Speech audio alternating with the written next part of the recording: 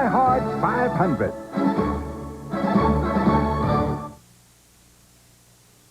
Welcome to Talladega, one of the fastest, most exciting tracks in racing. For the past 7 years, Sears has been a proud sponsor of the DieHard 500. This year proves to be every bit as dramatic. So let's have a safe race, and good luck to all DieHard 500 crews and drivers. We hope you enjoy the event.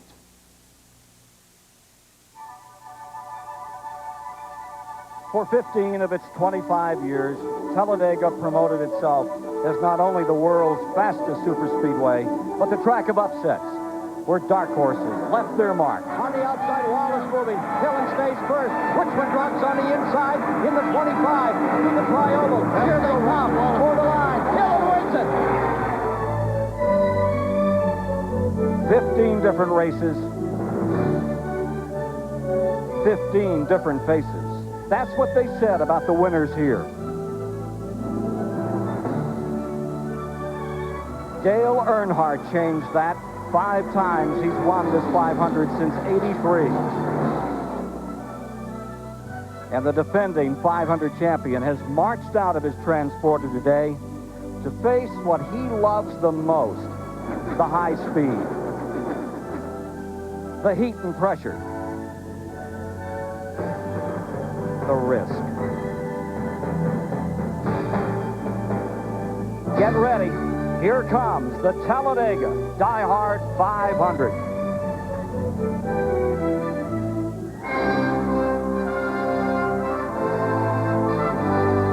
It is a classic day for a race here at Talladega, Alabama on the 2.6 high miler.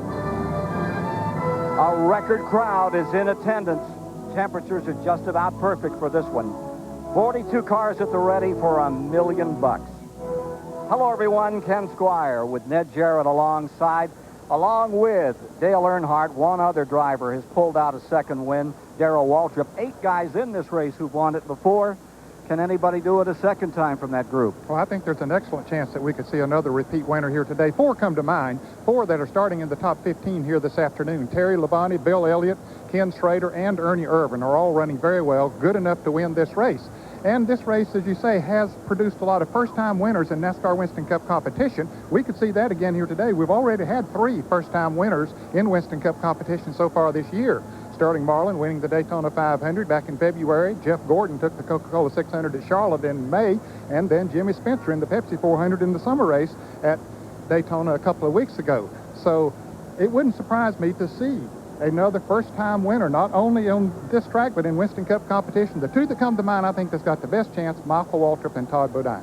For this race, something special today. The all-time champion of NASCAR, 200 times a winner, and a former winner in this DieHard 500, Richard Petty. It's great to have you alongside. What's it take to win out here? I tell you, that's a real good car, real good crew, a whole lot of luck, and being in the right place at the right time, which I think is kind of proves when we say they had 15 different winners there, over 15 races.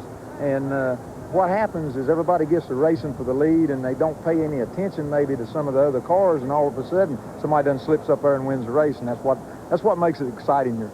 The man everybody want to slip up on today is sitting on the pole. He's the man everybody's talking about, and Mike Joy has the story.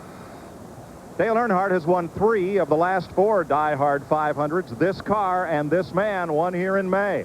How about it, champ? You feeling racy today? I feel real racy. Dale, what are the chances of 2 in a row to complete a 94 sweep and 4 of the last 5 here? What'll it take to win this race?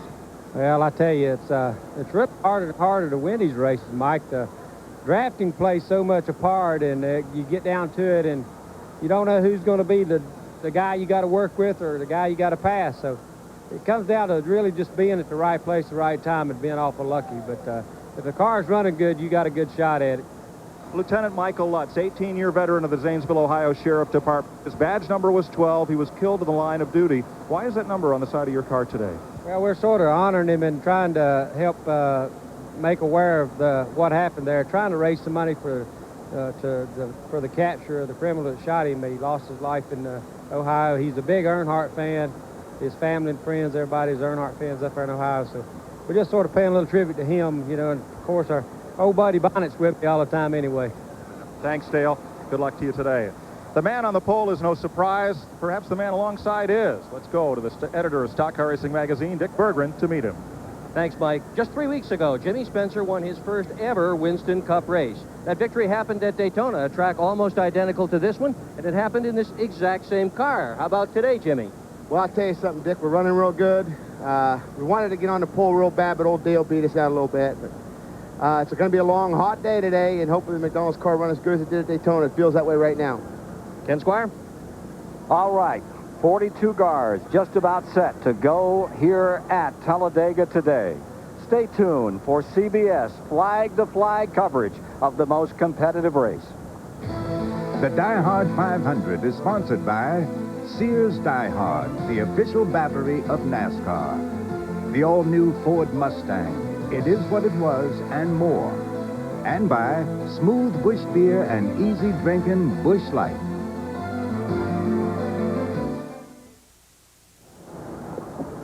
Here at Talladega, this is a weekend to celebrate man's commitment and courage. 25 years ago, who better to honor than one of those who left his footsteps on the moon back then, Buzz Aldrin, with Mike Joy right now. In 1969, he traveled 7 miles a second to reach the moon in the U.S. space race. Now he'll send this field off at a football field a second. A little slower, but no less exciting. Dr. Buzz Aldrin. Drivers, energize your ground craft.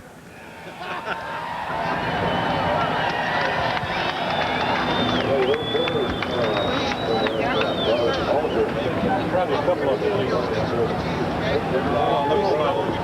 Talk to him. Okay, where do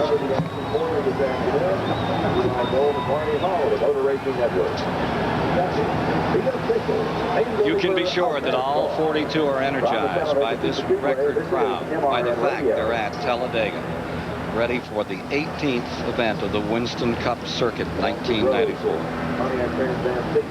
Elmo Langley at the wheel will in just a moment lead this field around for what we expect to be 2 pace laps before they take the green flag.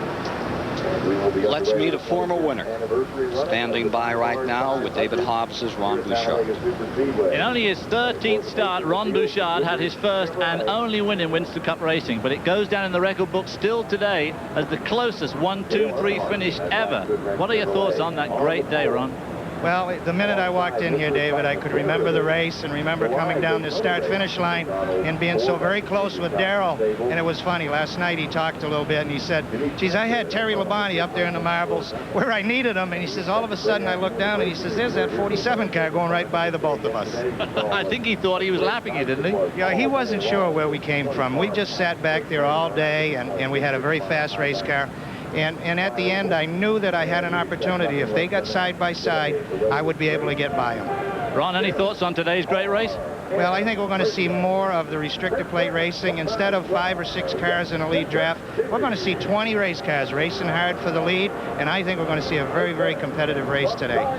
Thanks, Ron Bouchard, your 81 winner of the DieHard 500. We had a preview yesterday of how competitive it can be. Ken Schrader, in one of the best races I've ever witnessed at Talladega, won the Grand National race. What an encounter it was. They changed the lead over 30 times. 14 drivers swapped it. They averaged 188 plus over the first 100 miles. And now the Winston Cup cars begin to roll.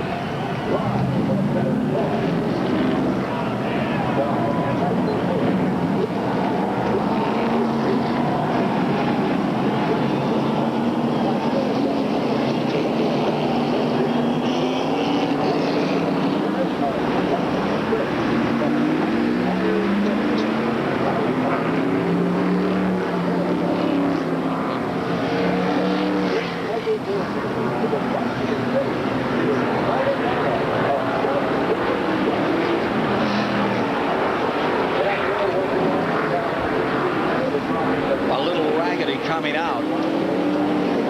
Ollie Dollenbach stopped for a moment just at the exit of pit road. Jeff Ledine had trouble firing the number 7, the winner at Pocono a week ago, but he's underway. Now let's take a look at the 1994 Talladega DieHard 500 grid. the pole at 193 plus miles an hour, going for his third Talladega win in a row, Dale Earnhardt. Alongside Jimmy Spencer, winner earlier this month at Daytona. In row 2, it's Loy Allen, the rookie from Raleigh, North Carolina. And yesterday's winner and the 88 winner here, Ken Schrader. For row 3, it's the 92 DieHard champion, Ernie Irvan and Mark Martin. For row 4, Todd Bodine's there and Sterling Marlin, runner-up here a couple of years back. Row 5 is Michael Waltrip and Wally Dallenbach. In row 6, it's the 87 champion of this race, Bill Elliott, and the 89 winner, Texas Terry Labonte. In row 7, Dale Jarrett and Mike Wallace, the rookie from St. Louis. In row 8, Jeff Gordon is there and Kenny Wallace. For row 9, it's Ted Musgrave from Wisconsin, Lake Speed from Mississippi. In row 10, the Bodines, Brett on the inside, Jeff's on the outside. Row 11, John Andretti, great qualifying mark, and the two-time winner of this event, Darrell Waltrip. For row 12, it's Kyle Petty and Steve Grissom. Row 13 today is Jeremy Mayfield and Rusty Wallace. Row 14, Tim Steele and Ricky Rudd. Row 15, Greg Sachs and Jeff Purvis. Row 16, Morgan Shepherd and Bobby Hillen. Row 17, Harry Gant and Dave Marcus. For row 19, Bobby Labonte, Jimmy Hensley. Row 19, Hut Strickland, Rick Mast. Row 20, Jeff Burton and Brad Teague. And the provisional starters today, Bobby Hamilton, former Rookie of the Year, Joe Nemechek, who was third last week at Pocono. 42 strong, ready to go. The failed to qualify for this race, number 10. And you see one of the Burtons, Ward, had a fourth place finish a week ago, did not make the field. Derek Cope not in it. Joe Ruttman didn't make it. Dick Trickle didn't make it. Billy Stanbridge, a number not making this field. Weather conditions, you couldn't have it better today as you look them over up here on the high bank, Ned. Actually, it's not quite as hot as we have seen it before. There's been a little bit of a breeze here this morning. Let's hope it keeps up. 85 degrees, not too bad. And the race itself, the race statistics on this event. Here you see it's $1 million payoff today. The race record is 176 miles an hour, 1992. That was the average for Ernie Irvan. Field down that long back straightaway where those incredible freight trains will begin to develop as we go through this one. On board with car number 43, Wally Dallenbach. There's his roof cam. He's qualified in 10th position today. And he has a rear bumper camera as well on number 43. There's the look back, Terry Labonte. Lake Speed, who qualified 18th. Taking a look from inside of his car. He too has that rear bumper cam, as we understand, on car number 15. You see Musgrave pulling up alongside. Rusty Wallace is carrying a camera. Boy, has he got bad luck here. Qualified 26 today. Give you a stationary front and rear look as Greg Sachs pulls alongside. And right behind that car, you see Ricky Rudd. He's looking right back up at Rusty Wallace. Face cam on Rusty Wallace. He'll give you some pretty good views. He has a 360-degree camera in there as well. So that's part of how we'll cover it for you today. Here, 188 laps. Field coming in, settling down for a start. And one driver had to go to the rear because he missed a driver's meeting, Kyle Petty. Richard, I thought you taught him better than that. Yeah, I guess he didn't get up early enough this morning. Okay. That's a Petty trade, isn't it? On his side. Oh, on his side. That's not what he says. Down out of the trioval, remember, start-finish line is down here toward turn 1. They're going to move that next year, we understand. Back up in the trioval like Daytona. Earnhardt squeezes the trigger and goes over. It takes a while for these cars to get the engine revved up, the RPMs to their maximum because of the restrictor plates that are required on this racetrack. In fact, it takes them a little more than a full lap. What do you look out for in these first couple of laps, Richard, as you sort out? Everybody. No, you don't know really what you're going to do or what they're going to do, especially with the track being laying here. It might be a little dirt on it or whatever. But the main deal is everybody's so anxious that you just have to really sort of calm yourself down and make sure everybody else is calmed down. Front of the field. Spencer's jumped out in front. Earnhardt's in second. Loy Allen's in third. Irvin's in fourth. Coming around to complete lap number 1. The pride of Pennsylvania, Jimmy Spencer's on the point.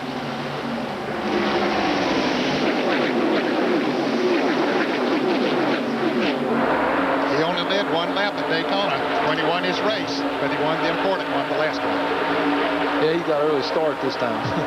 Wally Dallenbach, remember, he started 10. They shoot down the inside just in front of him, Morgan Shepherd. That's Todd Bodine in the red and blue car directly in front of him. Dale Jarrett down on the inside. Bill Elliott up there in front. Back to the leaders.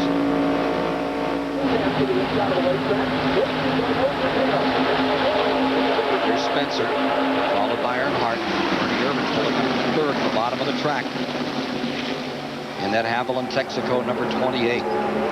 Staying right there is Loy Allen alongside. There's a three-car draft on the outside. He's working pretty well. Schrader and Martin working on the outside with Loy Allen. Look at Ernie Irvin go down on the inside. Got a run on Dale Earnhardt. Moved right by him. Now he wants the lead. That's quick, too, didn't he?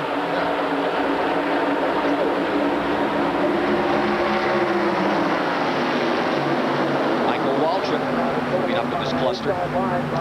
The number 30 had a pretty good run going yesterday. Had trouble late in the going.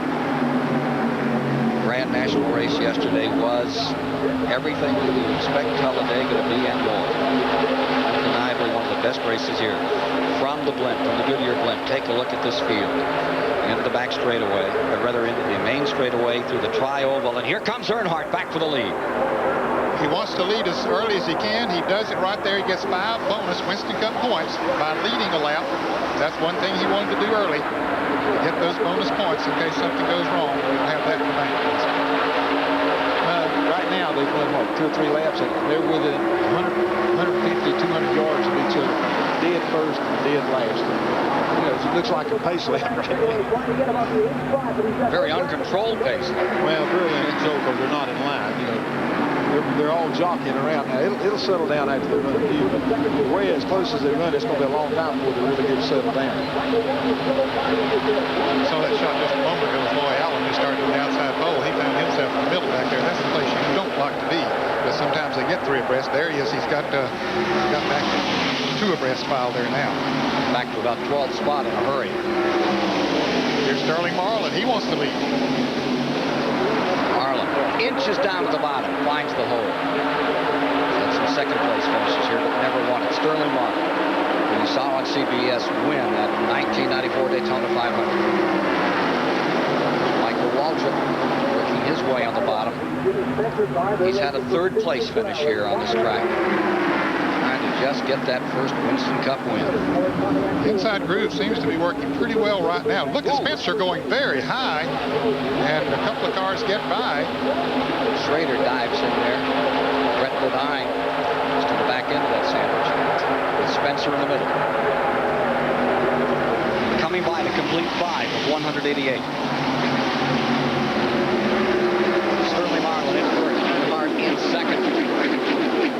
Michael Waltrip for 3rd. Bill Elliott 4th. Ernie Irvin up there in 5th. Dale Jarrett 6th. Ken Schrader is 7th. Wally Dallenbach in 8th. Just according to where you get in the right line at the right time. That's what makes a difference right now. And so different as the race wears on as to who you're dancing with out there, who you find a draft with. Well, right now, nobody's working with nobody. Everybody's just trying to sort of get around and get themselves in position. Look at Spencer fading back. Yeah, his car continues to go high. That's not a good sign. Evidently, the car is pushing out a little bit with him, or either some loose, he can't keep it down, which it could be either. Last lap average, as you see them inches apart at 193.3 miles per hour. Marlin still first. Earnhardt in second. Michael Waltrip 3rd. Schrader having a good run on board with Lake Speed.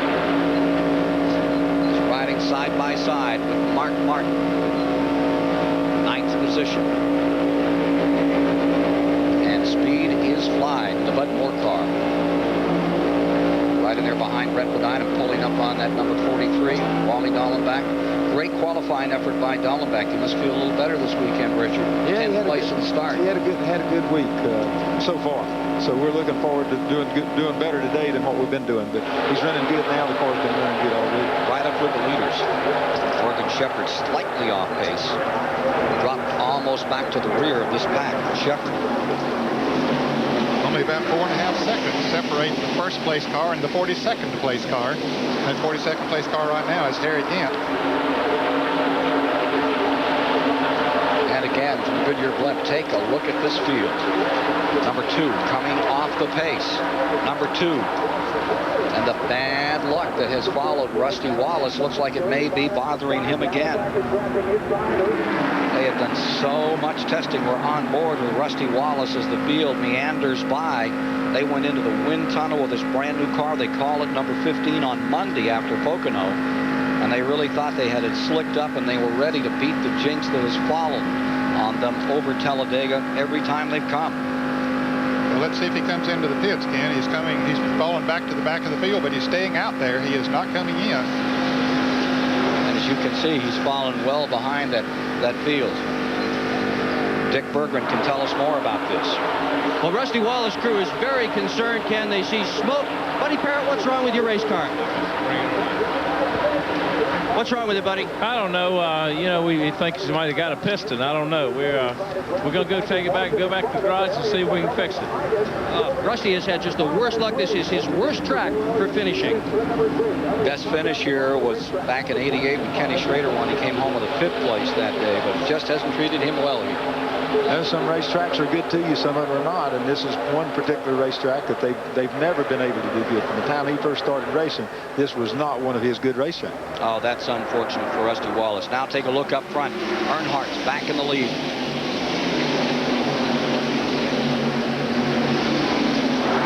Earnhardt in the lead. Battle is even for second. Marlin versus Waltrip. A lot more to come with 9 laps complete.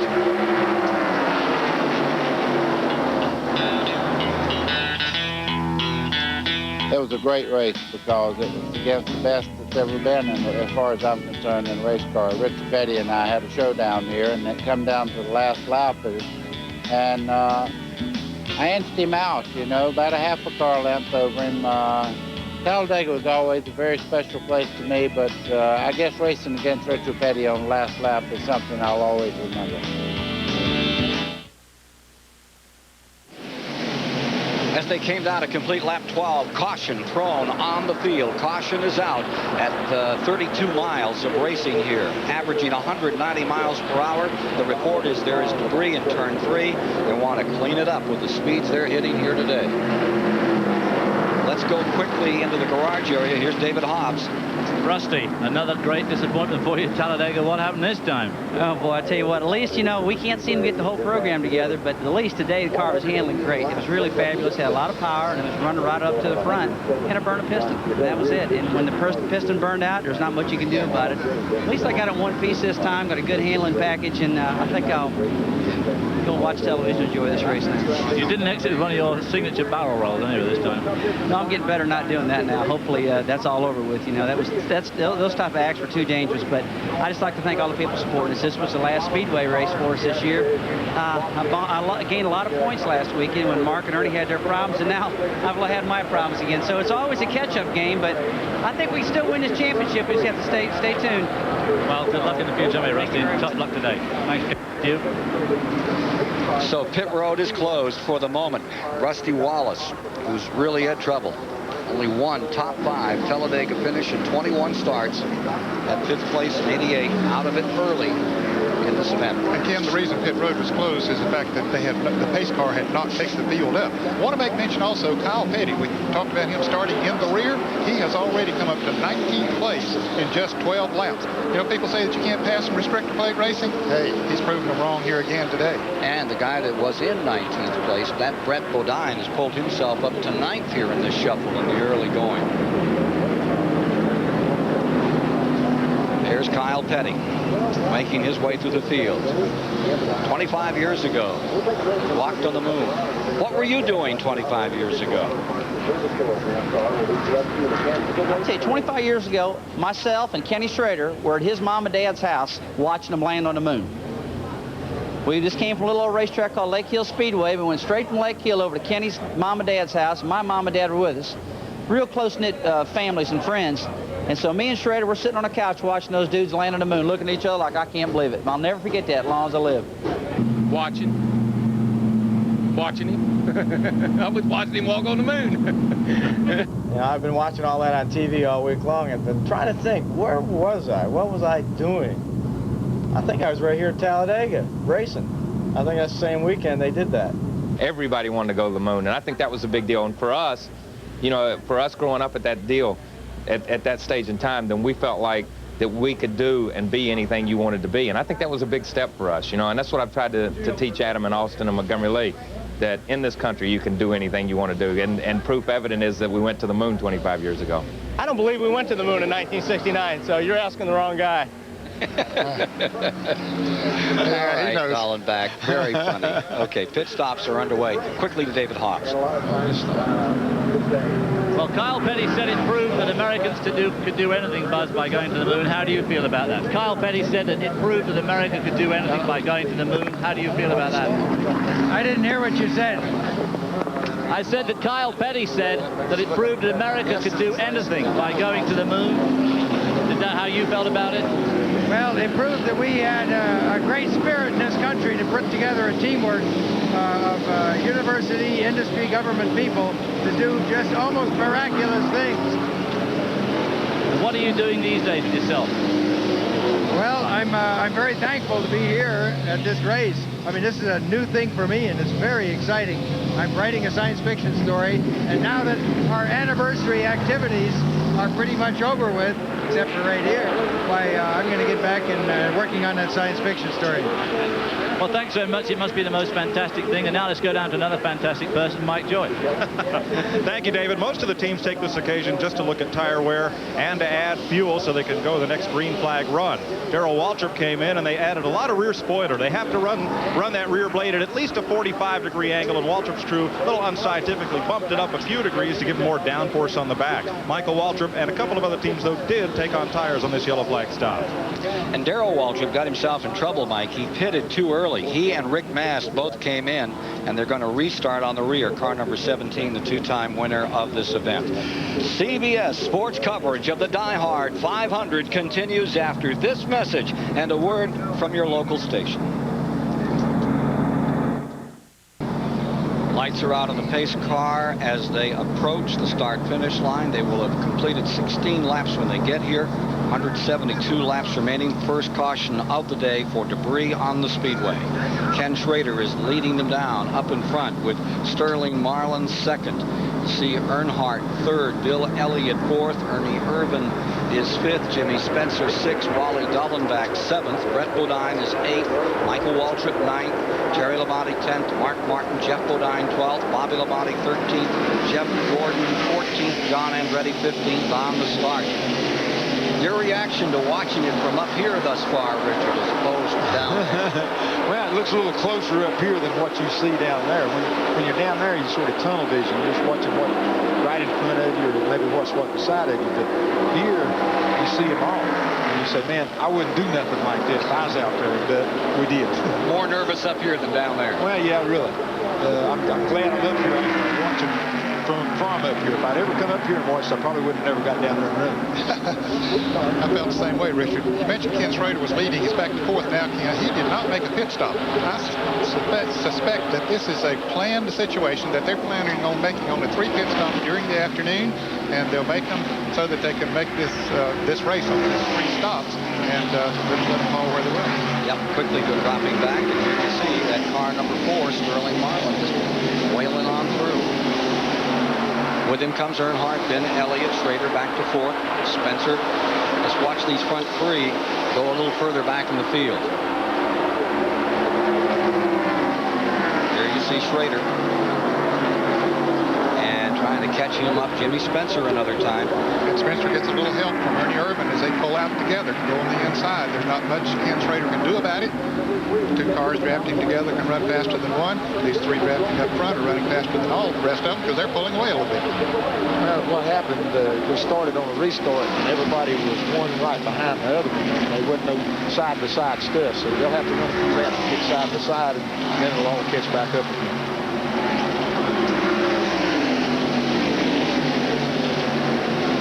49.1 lap time last time around. It's 195 miles an hour, Ken. That's faster than they qualified by a couple of miles an hour. Marlin fades up the track. Here's Elliott to the inside. He loves this track. And look at him dig.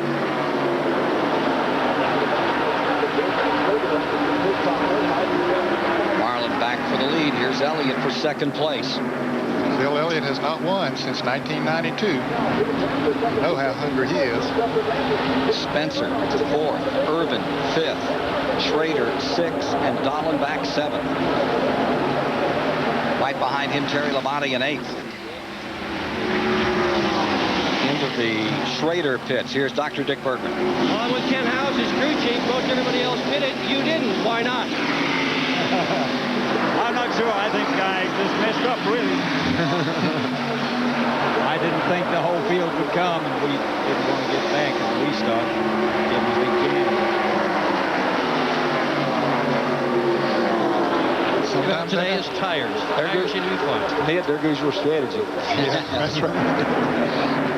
But it could work out. Who knows? That's what's interesting to see. Elliott, excuse me, Elliott for the lead. That's what's interesting about running the race. You just take what they give you and do the best you can. Bill Elliott out in front. Can he stay there and lead this lap? He's not led a race since Darlington back in March. Getting a standing ovation as Bill Elliott crosses the stripe, and it's even between Ernie Irvin on the inside, Sterling Marlin on the outside. Earnhardt pressed right in there with Ernie Irvin. Interval first to 15th, 0.3 of a second. Wow. That's racing Winston. That's crowded. Earnhardt fading as that draft on the outside picks him up. He pulled out in front of Jimmy Spencer. He figured Spencer might be able to push him a little bit faster than he was going, so he decided to give that route a try. Wally Dallenbach doing a great job in the Richard Petty car here, staying right up there in the draft. Now, Richard Petty was one of the best that's ever been at drafting here. And so I guess you passed along some of that knowledge to Wally. Well, Richard? you try to talk to him a little bit about it, but all your talking doesn't do any good if you don't get in those circumstances. So you sort of have to learn to do it by the seat of your pants. Roof cam as Wally Dallenbach gets pressed on the inside. Spencer moving up for Richard Petty. Ooh, Spencer, yes, he did get into Sterling Marlin just a little bit. Now, guys, what does that feel like when you're riding along and somebody thumps on? I mean, you really hear it? Do you feel it? Takes your breath. Yeah, you definitely feel it. Whoops. See, Bodine's up in there. This is the first time he's got up that far. And Mark Martin also in that group. Wally Dallenbach right up there. And this is what we mentioned a moment ago. This tri-oval.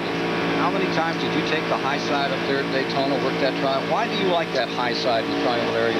Nobody got in your way when you got up there. You was the only one there. You get the full draft like that because the draft comes out behind the car and the car turns a little bit. It's still going out behind the car, not beside it. Look at this, 3 wide, and in the middle is Spencer. And as Ned Jarrett pointed out, that's the one lane you don't want to be in. That can put you first back in the herd. And there's trouble back behind this lead pack coming off of turn 2. There's the car number 14 of John Andretti and the car number 16 of Ted Musgrave. Musgrave and Andretti bringing out the second caution of the day as they came off from turn 2. This happening in lap 22. Now they're racing back to the line as they come to the stripe. It will be Elliott first, Irvin second as they come up to the line. Earnhardt will be third. Across the line in fourth is Marlin, followed by Bodine, Dallenbach, and Jimmy Spencer. The 14 and 16 cars in trouble. John Andretti and Musgrave were battling for 17th at the time of the incident. This happened in lap 22. Actually, this happened in lap 23. They were working the 23rd lap when this took place. So we'll be back with more of the story. We're in the second caution of the day here in the DieHard 500 at Talladega, Alabama.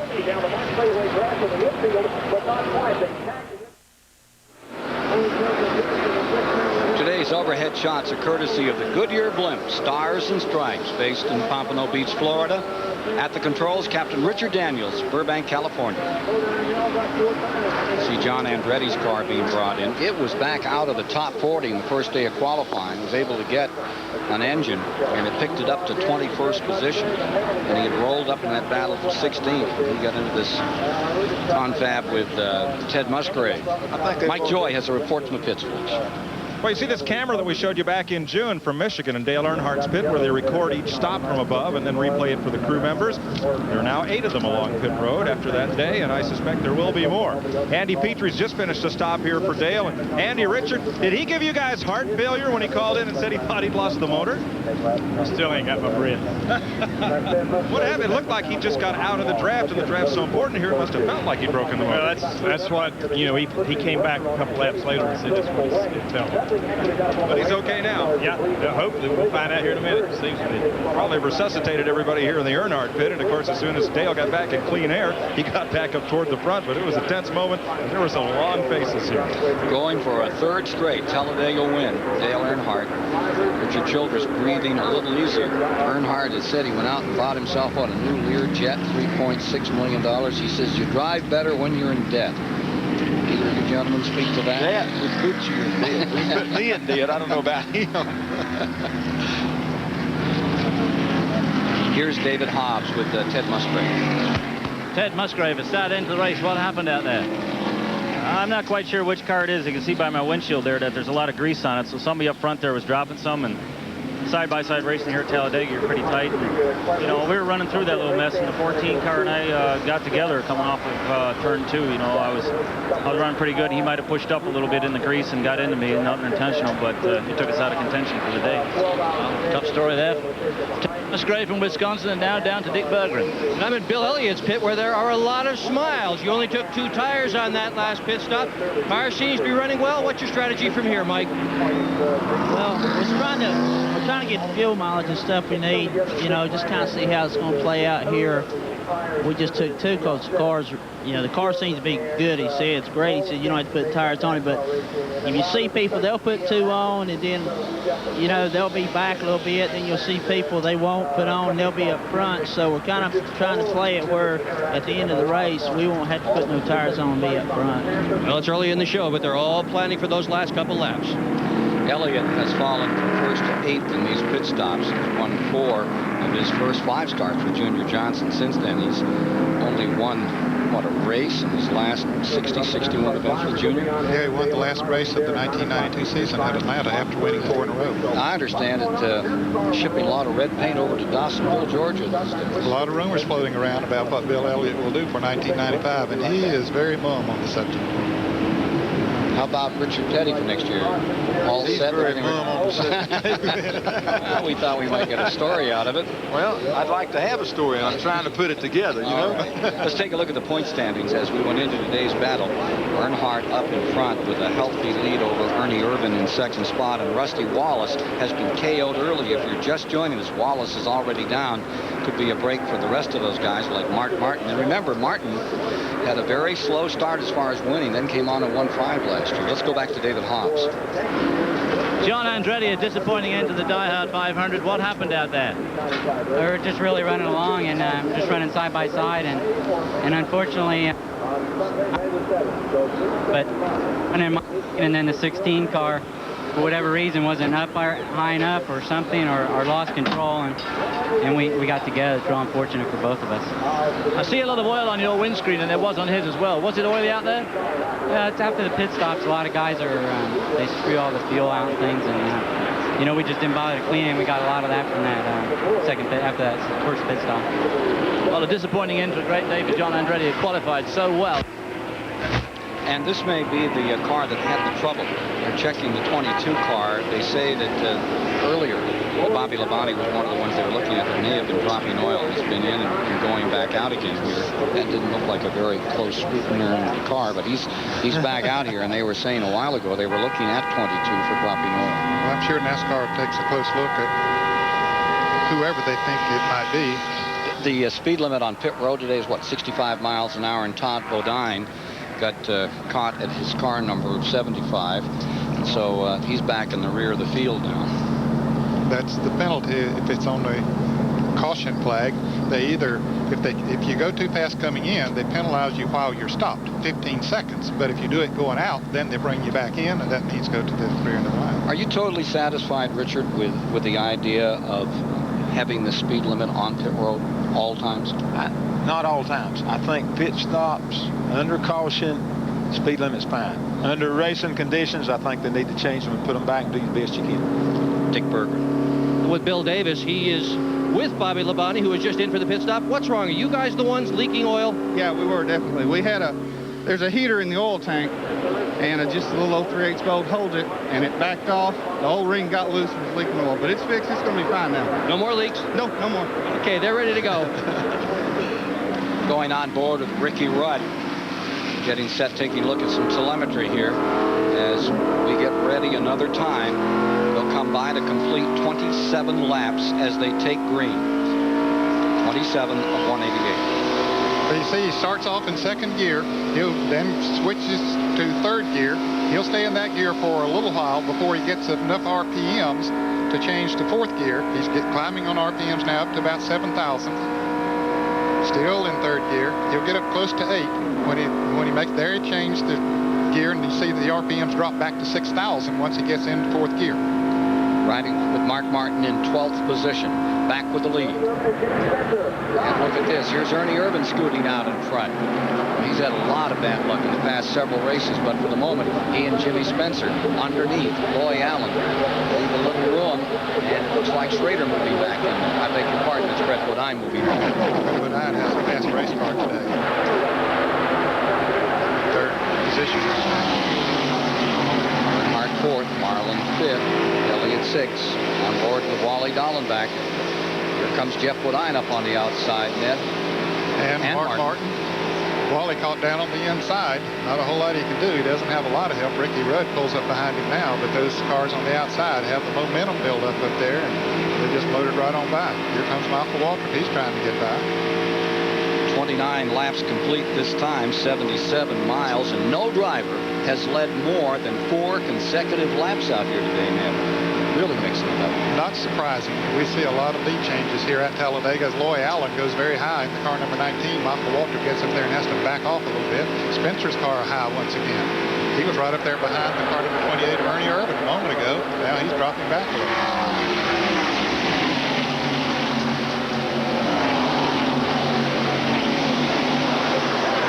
With 29 complete, still 25 cars battling up in front. 2 cars trying to break away at the moment. See Ernie Irvin trying to scoot away for just a moment. Brett Bodine right along with him. Irvin has led 16 of the 18 Winston Cup races. One time he led 12 straight this year. Look at Earnhardt at number 3. Now it looks like Mark Martin is going to pull up there and maybe help Earnhardt get by Bill Elliott. Earnhardt in third. Maybe you can't help him. Wally Dallenbach comes up there and he's going to help Bill Elliott. So who's your friend? Yeah, you don't have me this time. Take no enemies, right? No prisoners. Mark Martin back on the inside, working Dallenbach high at 33-degree banking. Have a report on Jimmy Spencer. Mike, what's the story? Well, Ken, we've seen him a couple of times up high between 3 and 4. This last time he reported that someone behind snuck up under his left rear quarter, took the air off his spoiler, and he had to gather the car back in by letting it slide up the racetrack till he could regain control. And he got around another lap, got back down to the bottom group, got to racing once again. Nothing wrong with the car. There's Dale Jarrett making his run on the outside in the 18. Looking very strong out here today. He's in 18th position at the present time.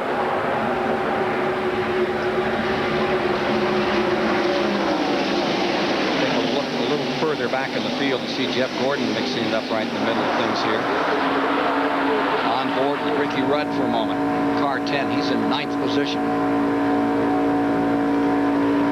See Michael Waltrip just in front of him there. Michael Waltrip and Wally Dallenbach running side by side. A moment ago when we saw them, Waltrip was on the outside and Dallenbach on the inside. They've just switched that role. Ricky Rudd, own racing team these days, got himself that incredible victory up at Loudon, New Hampshire, in New England. Sold that event out. Now we understand new track in 1996 in the Los Angeles market. Boy, that'll be something to get back out to California, won't it? These cars run out there in the largest automotive market in the world. Yeah, that's a good market area that NASCAR has wanted to get back in. It would be good for all of NASCAR Winston Cup racing to get back in that area. Roger Penske to build a 2-mile track. That's to manage things. Yep. And of course, that's home turf for him. He's played for Rams out there. Ran Riverside and ran it so well for so many years. He did a good job with Riverside, and then the people moved in, built all the houses around it, so he had to move out. On board of Lake Speed, back in 12th position. Bud Moore car. Hanging right on to Bodine. Here's Ricky Rudd. Down on the inside, inching along. And there's Greg Sachs coming into the picture. Had a very good run going at Pocono last week. And had trouble late in the going. Up in front, Elliott back in front. Ernie Irvan on the high side. All of this at over 190 miles per hour. Running order. This is after 31 laps have been completed here. 82 4/10 miles. You'll run down all the way through the field so you can check your favorites. Watching it live on CBS this afternoon, it's the DieHard 500 from Talladega, Alabama, where for the moment Bill Elliott has the lead in his Ford. Many of these positions that we're seeing are changing a couple of times a lap, but that's the way they were the last time around. Yeah. They could never find a way to get official lead changes all the way around, not just in the start-finish line. The numbers would be astronomical. Yes, look at this 3 wide. Brett Bodine down on the inside. Mark Martin in the middle. And up on the high side, Michael Waltrip. And it is Brett Bodine that got left out and dropped back a couple of spots. But when the front runners pulled down to the inside groove, that was exactly what he wanted to do. So he picked up their draft, and he's right back in the line he wants to be. So it's Elliott first, Earnhardt second, Sterling Marlin maintaining that 3rd spot. Holding on him is Ernie Irvan in 4th, and Wally Dallenbach into 5th. Very optimistic run on that Petty Enterprises car. I understand a guy named Michael Kennedy over in North Carolina put some engines together for you. Mike does all the carburetor restrictor engines for us, and last couple of races not been right up to par, but he done some extra work, it looks like, and really got it working good. So some of us remember when he built those engines for number 18 off the pace. Dale Jarrett coming into the pits now. Certainly an unscheduled pit stop for him. This at lap 35. And it looks like he's going right back. Joe Gibbs' car out. Jarrett running in 17th position when there was a problem. Here's Dick Burke. Well, Ken, what a difference a few races make. Bill Elliott took the same car he's been leading with this afternoon to Daytona just 3 weeks ago. He had to take a provisional to get into the race, finished 19th. Well, they've been working on it ever since, and I'd say they've done a pretty good job on that car. Great job on it as you watch it out in front. Earnhardt in second. Marlin staying in this race, and now you see Ernie Irvan back up to 3rd. We're going to see a lot more of Sterling Marlin and the rest before the day's over.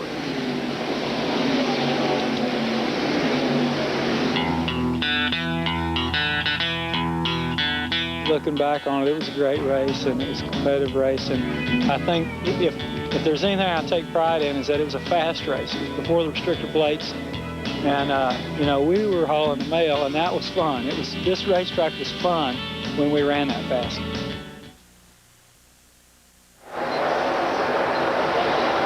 Coming by to complete 39 laps, 103 miles of the 500 miles to be run today at Talladega, Alabama. There you see the top 3, Earnhardt, Irvan, Elliott from the blimp. Give you a little idea of just how far back that second group is, which includes Wally Dallenbach, Michael Waltrip, Brett Bodine, Lake Speed, Mark Martin, Jeff Bodine. They were almost 2 seconds in front, but now, led by Wally Dallenbach, that second group is beginning to close in. Of course, part of what caused that is Earnhardt went around Bill Elliott, and that slowed the front runners a little bit, allowed the second group to pick up just a little bit. They actually came by 3 wide here once while we were away on a commercial break. Now they've strung it back out, single file. The express train is working for Earnhardt at the present time. 5-time DieHard 500 champion Earnhardt leading. Won it in 83, 84, 90, 91, won it in 93. He keeps it right. 94 will be another time around. And we got another top driver, car number 4, Sterling Marlin, the Daytona 500 winner, is in the pits. An unscheduled pit stop for him.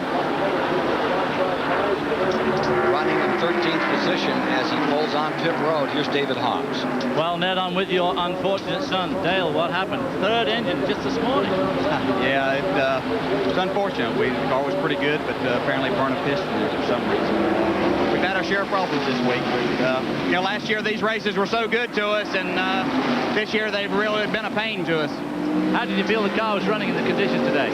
I was in pretty good shape. The car was good. I got a little loose the one segment. We made an adjustment. The car was really good right there. I was looking forward to a fun race. Well, a very disappointed and a very patient Dale Jarrett. Back to you.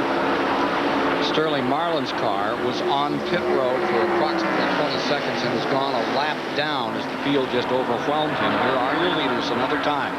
Earnhardt first, Irvin second, Elliott third, and the interval evaporates. Here you see Dallenbach closing right into that top three that had him covered by about 20 car lengths. And you're on board with Wally Dallenbach Jr. as he brings the field down another time off that short straightaway leading into this big tri-oval area. Make them 4 wide when you need to here. It's not what you need to do right now.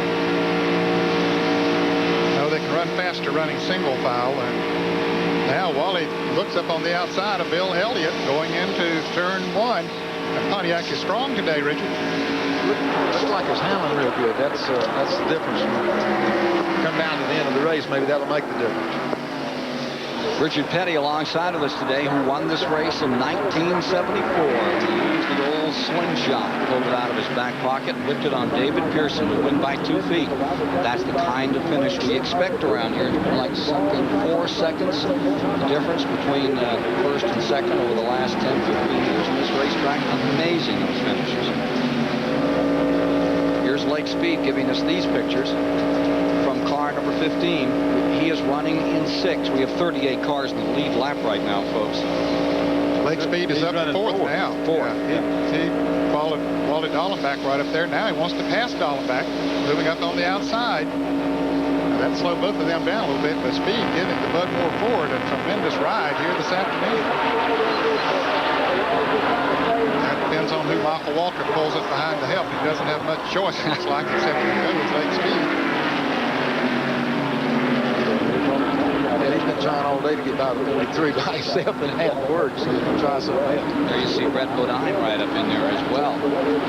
See how far back Bill Elliott has fallen? It's hard to slow down. He just got caught in the draft the wrong way. They went by him. He just hasn't been able to get back to position. 8th or 9th. Here's Bodine right with him. A little over a second separates first and 11th. That's Jeff Bodine there, between the Wallaces and the Bodines.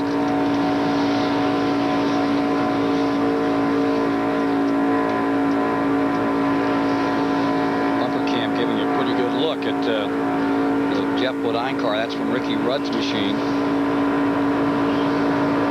Elliott around him. Here's Mike Joy of the report. I'm with Larry McReynolds. He's the chassis specialist crew chief for Ernie Irvin. If Ernie was asking for more spoiler when he was in a pack, how is it now that there's nobody right behind him? Well, we're even okay when somebody's behind us as long as there's somebody in front of us. The leaders is the one that's having problems. A while ago, we seen Bill get real loose when he was leading the pack, so that seems to be the problem, so we're going to give him a little more spoiler. I'd like to have that problem running in second place. That's a pretty good spot to be in. Now, Sterling Marlin made a pit stop because of a flat right front tire, and that backs up what Richard said about this caution road speed limit under green. You have to come down here at 65 miles an hour. Everybody else going 190. Change that one tire, you are going to lose a lap here, and Sterling did. And losing time right now, and now they get one nose to tail, and that was, I started to say, Michael Waltrip and Wally Dallenbach running side by side was really hurting them. Now they have singled out. You see how far ahead the Lake Speed has pulled ahead of them. He was getting some effect of the draft of the 2 front runners. He'll catch them in a few more laps. 45 laps now. 45 complete. 188th of distance today.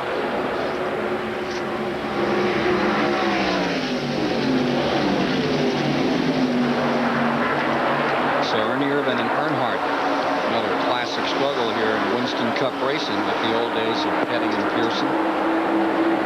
Now take a look at this interval. And as you look a little further back to Lake Speed in the field in 3rd. And as you look back further, Michael Waltrip, Wally Dallenbach, and the whole crowd coming coming on. A couple of those cars, Richard, are not handling the way they'd like for them to back there in that pack either. No, I seen the 11 car go real high that time. There's one up real high there. So what happened, everybody came in and just changed 2 tires. And so now their tires are starting to tell on them and the cars are not handling. So next time you see them stop, they'll be changing all 4 of them. We mentioned 36 cars in the lead lap. The last of that crowd is Hut Strickland in the very back. Teague is running in 35th. Darrell Waltrip 34th. 33rd is Purvis right now. Harry Gant in his last performance here at Talladega running in 32nd. Bobby Hamilton 31st. And then 30th for the moment is Bobby Hillen, one of his rare Winston Cup performances. So the leader, or leaders, continue as they swap it around. Earnhardt and Irvin here at Talladega.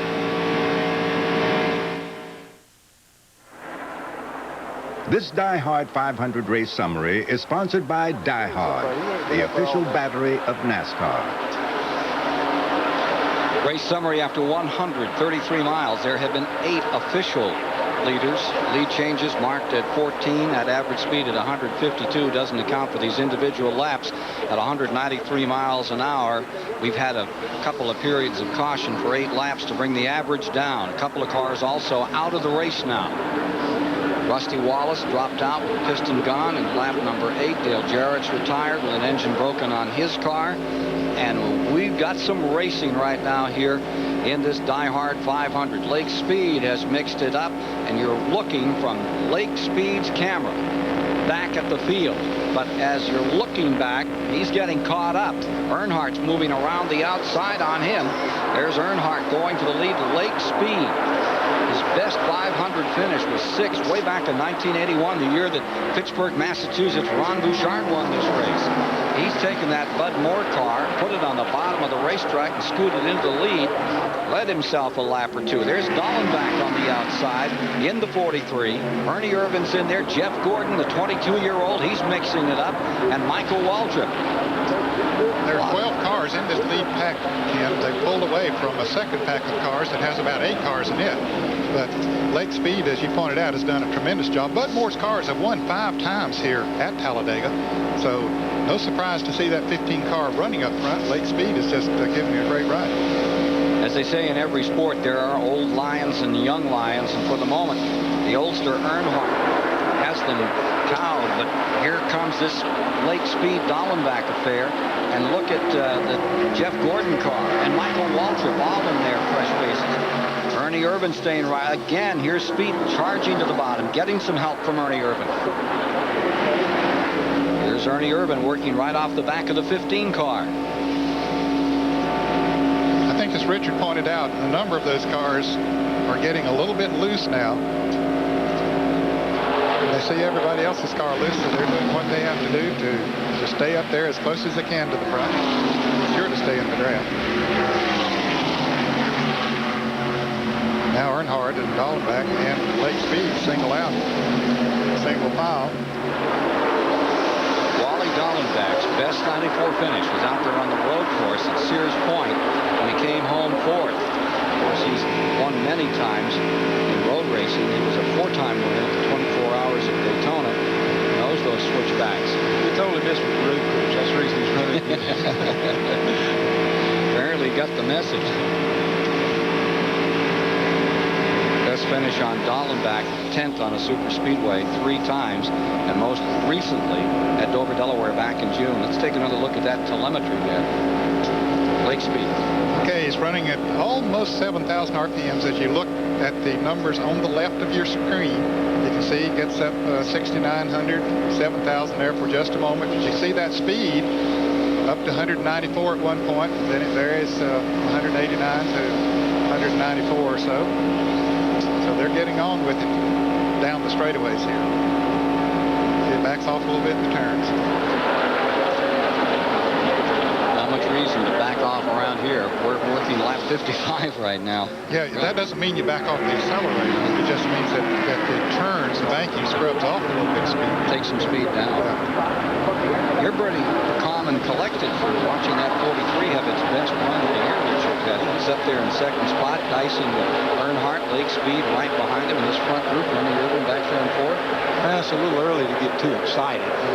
If this is right down the last 2 or 3 laps, it might be jumping and hollering. But right now, we've still got a long way to go in this race. And no matter how far back you go, these people are still capable of winning this race. David Hobbs has a report for us.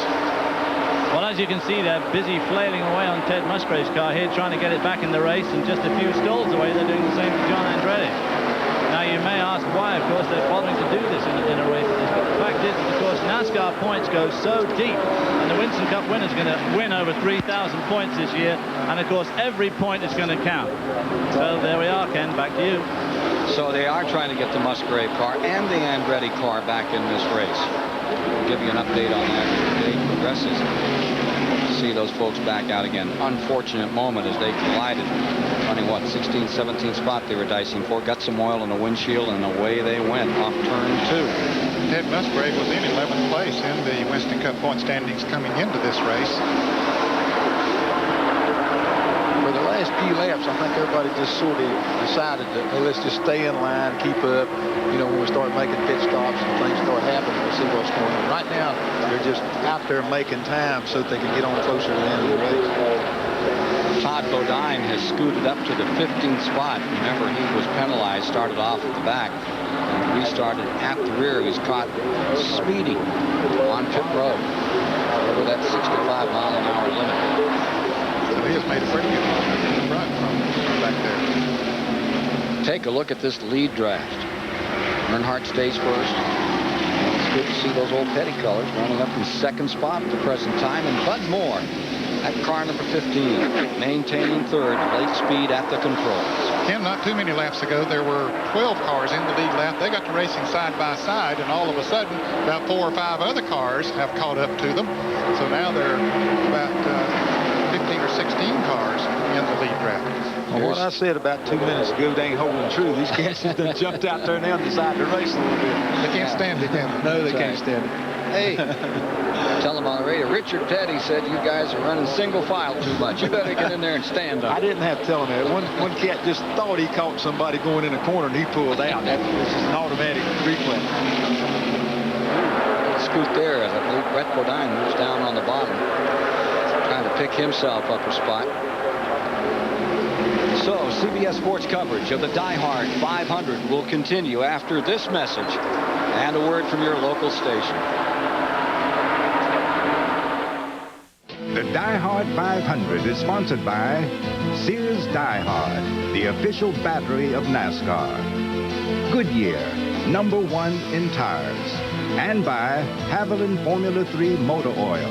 Add more life to your car.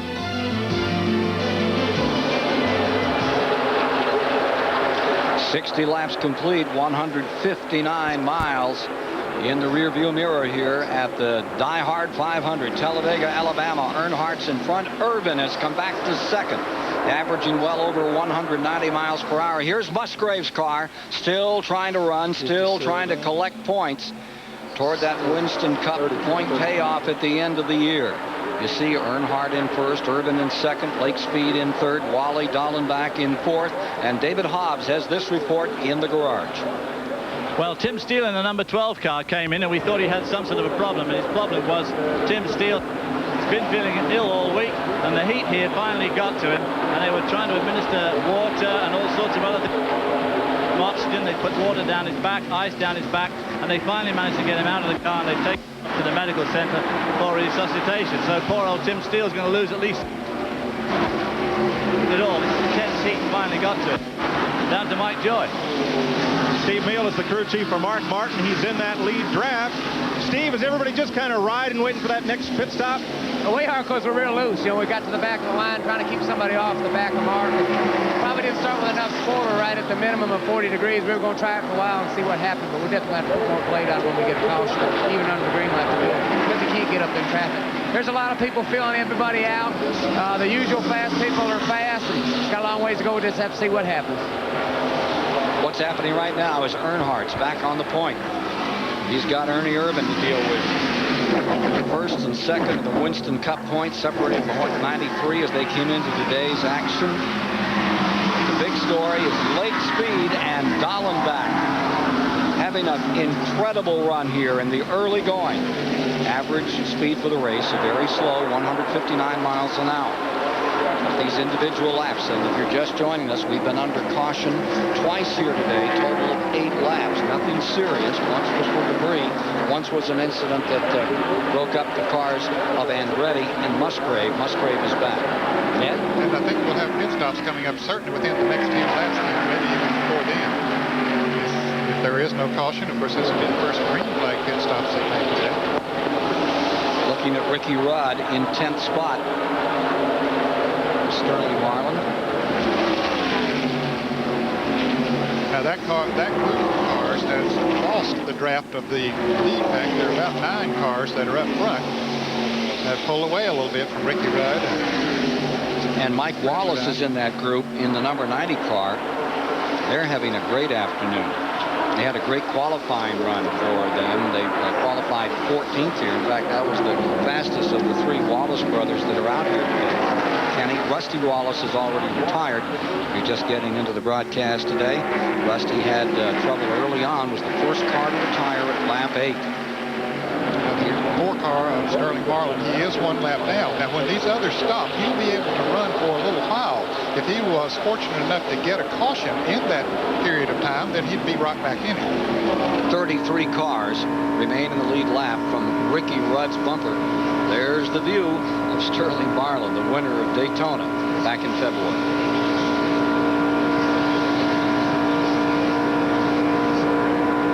The black flag, the 51 car. I don't know whether he's leaking oil or what. Car number 51 being driven by Jeff Purvis.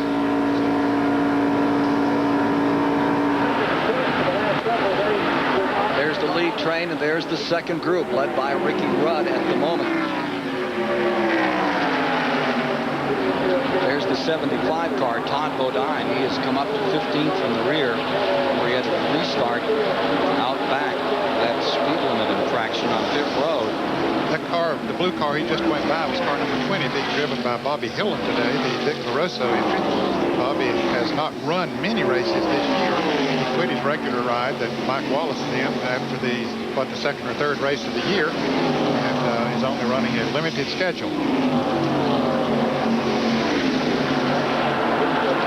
Bodine to the outside, getting around Schrader down low.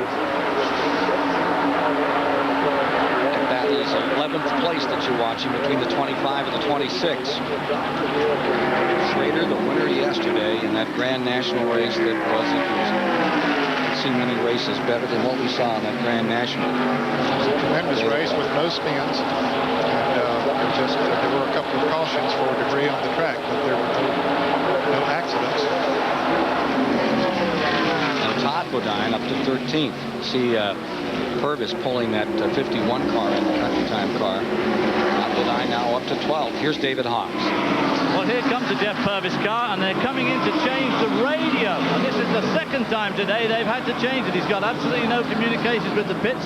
They're changing the tires on this car. Of course, this is one of the Hoosier shod tires. Cars today, obviously, going to top it up with gas and hope like heck there's not a caution flag burned in about the next 10 seconds. Cleaning up the grill there, the rubber all rolled up there, stopping the air getting into these engines, which you need today. Tim Steele could have done with a bit more air. Suffering from heat exhaustion, cleaning the car up and fiddling around trying to get that radio in one of those frustrating little jobs that has to be done. But of course, if you can't get it done in a hurry, you can see the 2 guys working hard there. As I say, it's the second time today they've had to change this radio, so there may be some sort of malfunction with the wiring for the aerial, which is stopping them having communication with their pit, which in modern day Winston Cup racing, of course, is absolutely vital. Change all the tires, gas are up, change the radio. Now still a problem. Boy, that is a costly situation for them, David. They've already gone 2 laps down. Others will have to make green flag pit stops here pretty shortly, but Loy Allen is off the pace. Car number 19 having problems. Allen just ran out of gas, apparently. He didn't pit during that second caution period. I think he's run it dry. Yep, I would say that's the case. So Allen pulls on to pit road, and that may have a little trouble refiring. So the others have run 41 laps now as they come by the start and finish line since they pitted, but with the restrictor plates they can go 47, 48 laps. Maybe even some of them might stretch it to as much as 50 laps on a tank of fuel. Allen, a lap down, was reported in 31st position and losing more time here. And you see Purvis still in there. Boy, what an unfortunate moment. They thought Purvis was going to have a good run. He was tremendously fast yesterday in that final practice period. Here's Dick Berger. Allen did indeed run out of gas, Ken Squire. In fact, he's out of gas and stalled on pit road. The car isn't moving. The crew has now run down pit road to try to push him off. Why do they run out of gas? NASCAR doesn't allow them to have a fuel gauge, so they have to sort of meter the amount of fuel. They're spraying ether in the hood now to try to get this engine started. Trying to get Laura Allen. He's got a fuel pressure problem. Engine won't fire. Here comes a couple of the guys out from other teams to help him off. Still cannot get that engine going. Meanwhile, other teams are plotting their fuel strategy. It looks like somewhere around lap 72, we should see them come. Loy Allen still has not been able to fire the car. Disappointing afternoon for Loy Allen. They're going to push it back and try to get it started. Going more than 2 laps down now. Loy Allen, who sat on the pole 3 times this year and had a great run, qualified 3rd at 193.4. Not working for him right now. Back up front. Here's Earnhardt, Irvin, Blake Speed, stacking them up 3 high. There's room to stack them 5, they say. I've never seen quite that high. 4 a few times. Look at Dallenbach back there in 4th, and here comes Jeff Gordon underneath Jeff Bodine for 5th. Michael Waltrip hanging tough in that number 30.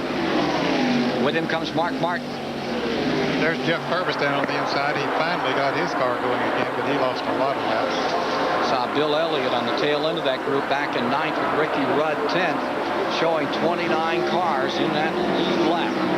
Getting ready for a fuel stop, expecting the next 2 or 3 laps to see those leaders duck in.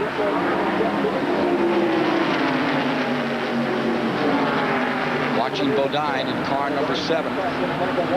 Jeff is being shown in 5th. Jeff Gordon stays 6th. Michael Waltrip 7th. Mark Martin 8th. Elliott 9th. Ricky Rudd 10th. When they make a pit stop under green, this is really going to separate all the cars, because where you get in pits or where you get off or you sit still a little bit longer, and a half a second makes a lot of distance on the racetrack. Well, we talked about that so much, and it was so evident again yesterday. If you missed on pit road by a 1/10 of a second, it's so costly. Covering a football field a second, that's a terrible old cliche, but you really see it count on these green flag stops. Especially on a track where they run as fast as they do. And as Richard said, it's not only how fast they make the pit stop, but how quick they get in, stay in under that 65-mile-an-hour speed limit, or stay right up to it. And then when you leave the pit, stay right up to it.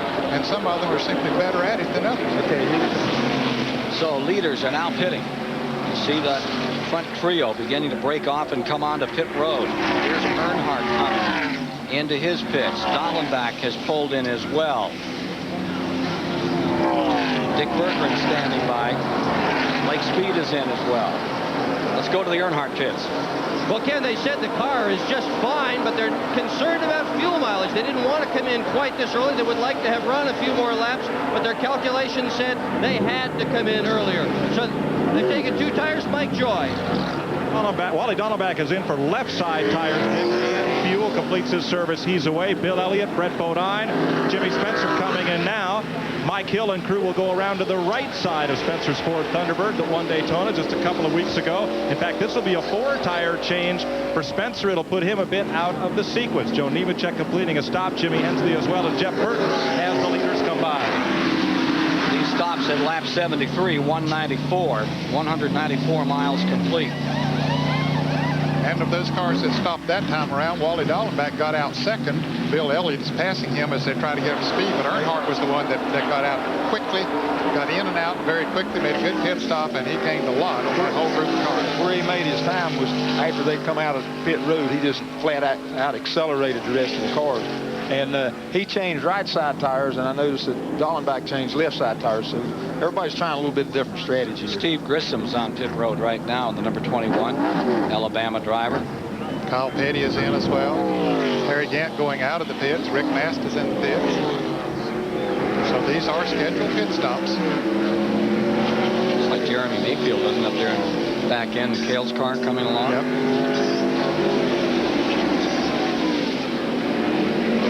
Earnhardt.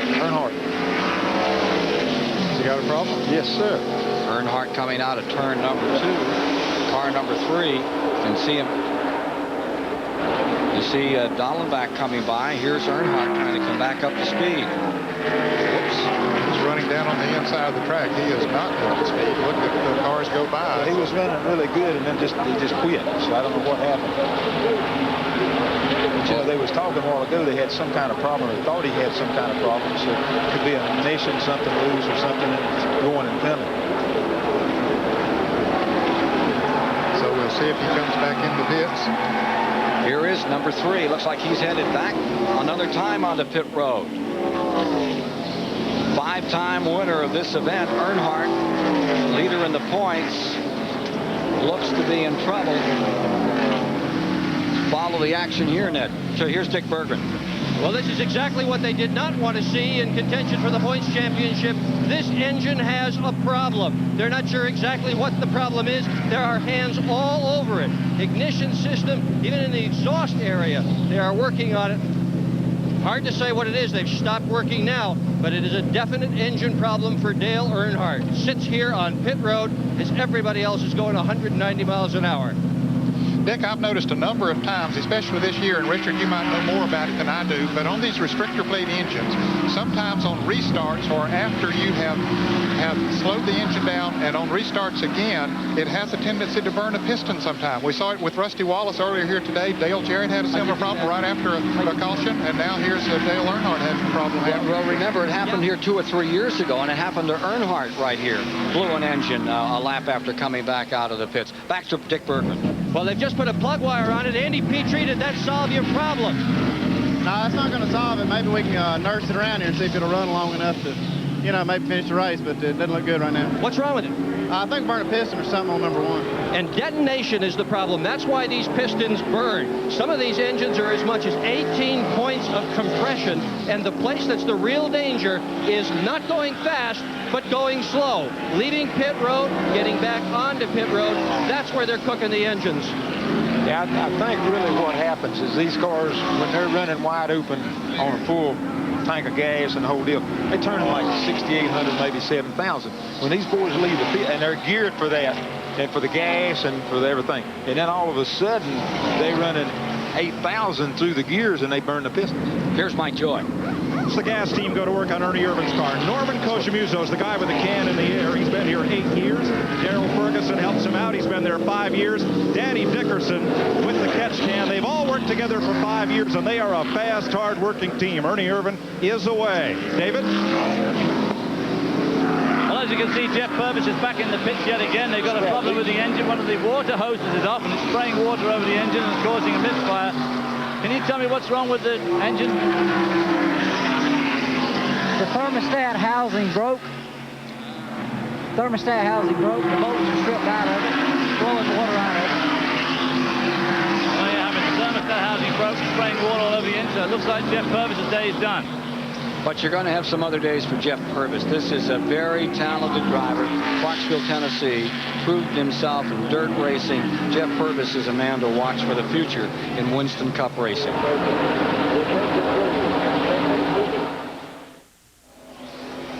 215 of 500 miles, 81 of 188 laps complete as Ernie Irvin is in front. Bill Elliott is in second place after these pit stops under green. And falling further back has been Dale Earnhardt. He's now some 4, maybe 5 laps back. Let's go to Dick Berggren. He's sitting here in the pits, Ken. The engine is silent. They have removed 2 of the spark plugs in the car. They've got a blower on Earnhardt as he just sort of sits dejectedly behind the wheel. The crew no longer working feverishly on the engine. They know this thing is done, but they're going to try at least to patch it up enough so that he can go out and ride around and try to pick up some points. Interestingly enough, if he fails to finish, this will be the first 1994 race Earnhardt has failed to finish. He's the only one in the top 10 with that distinction so far. Everybody else has failed to finish already. Came in 93 points back as we started today, and he has been trying to, or rather 93 up on the Ernie Ernie Irvin effort and trying to extend that. That's not going to happen. They're going to have a point battle at something going to Indianapolis. Well, I don't think there's any question about it. Urban has had trouble in the last 2 races coming into this one today. And as Dick Berggren pointed out, Earnhardt has been very consistent this year. So, yeah, it'll tighten it right back up again going to Indianapolis in 2 weeks. Now you see the Ricky Rudd car, number 10 in 3rd spot, followed by Wally Dallenbach 4th and Jeff Gordon in 5th. There they are. And let's take a look at the interval between the pair out in front and 3, 4, and 5. Irvin and Bill Elliott have hooked up in a draft, the 2 of them, and are able to pull away from Ricky Rudd and the other group. Earnhardt has come back on the track in car number 3, several laps down, reported at 6. He was in for over 3 minutes.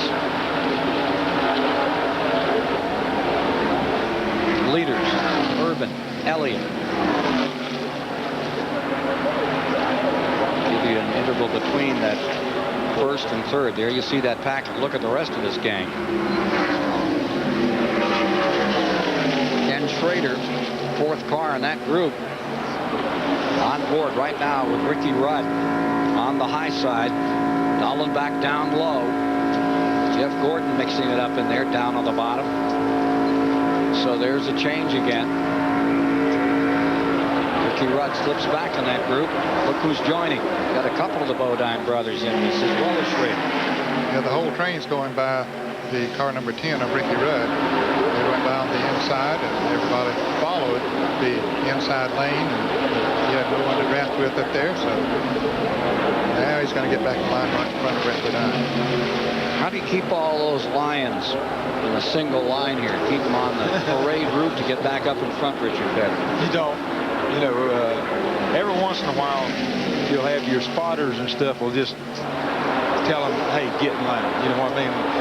And when they do that, then if they get in line, and a lot of the spotters will work back and forth and say, hey, you're helping us, and we'll help you. You know what I mean? And then they'll get everybody in line, get them called back up, and then they say, okay, guys, go at it again. Saw Brad Teague on the back end of that line in car number 52. He's actually 3 laps down, showing a 33rd spot in the Jimmy Means colors. More of the action live on CBS of the DieHard 500 after these messages.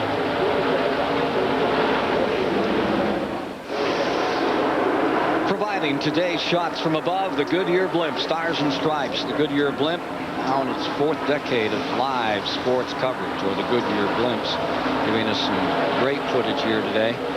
Well, there's an old Duke Ellington music classic called I'm Checking Out, Goodbye. And that's what, at the present time, Ernie Irvin and Bill Elliott had in mind.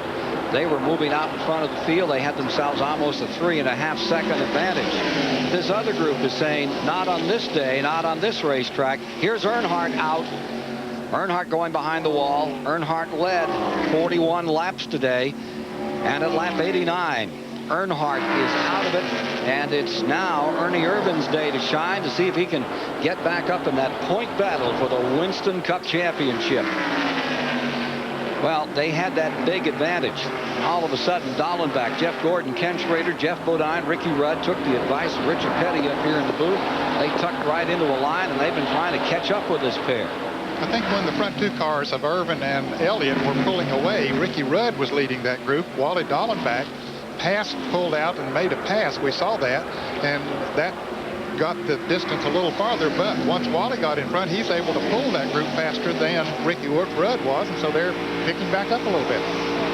On board with Wally Dallenbach in 3rd, looking at the 4th place man, Jeff Gordon.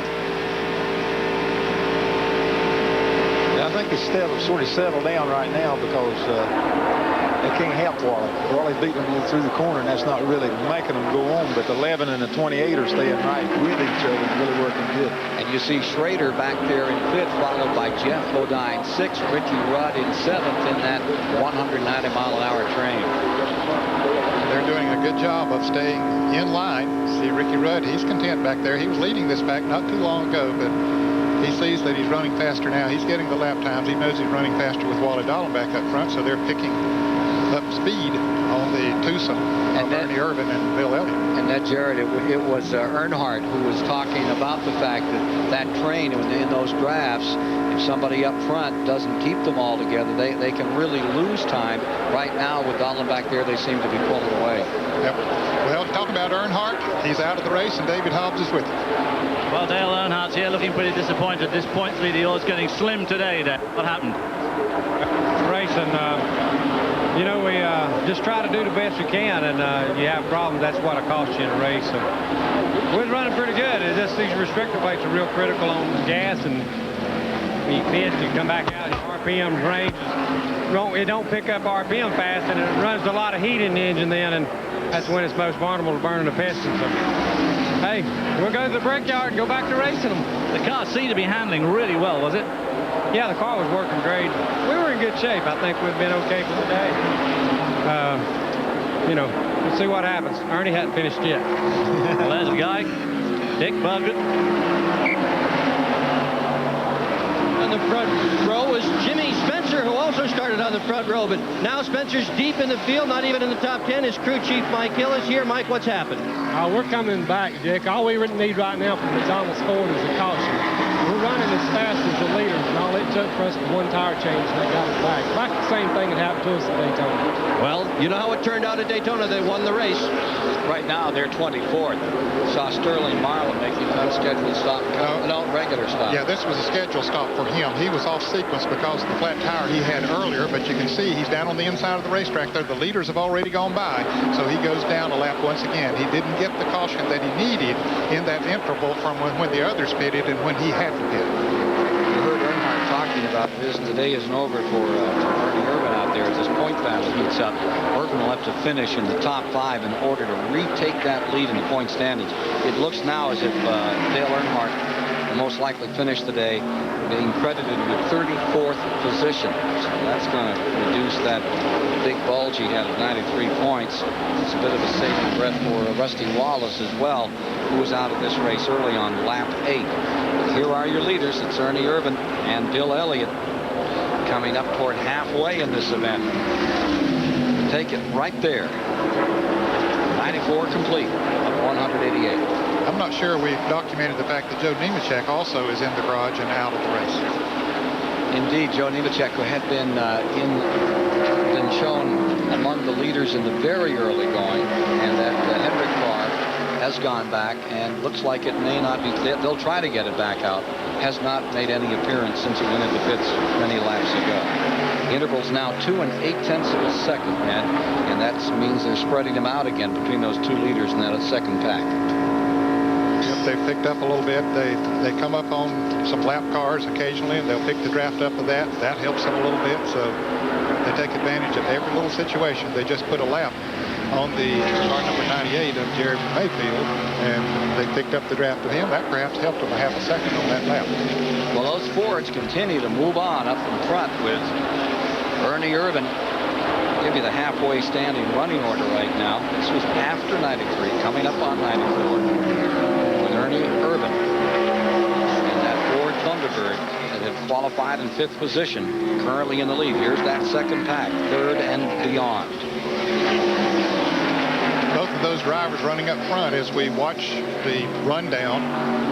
Ernie Irvin and Bill Elliott have both won this race, but they've only won it one time. So they were a couple of those we mentioned at the top of the show that could very well win again here today.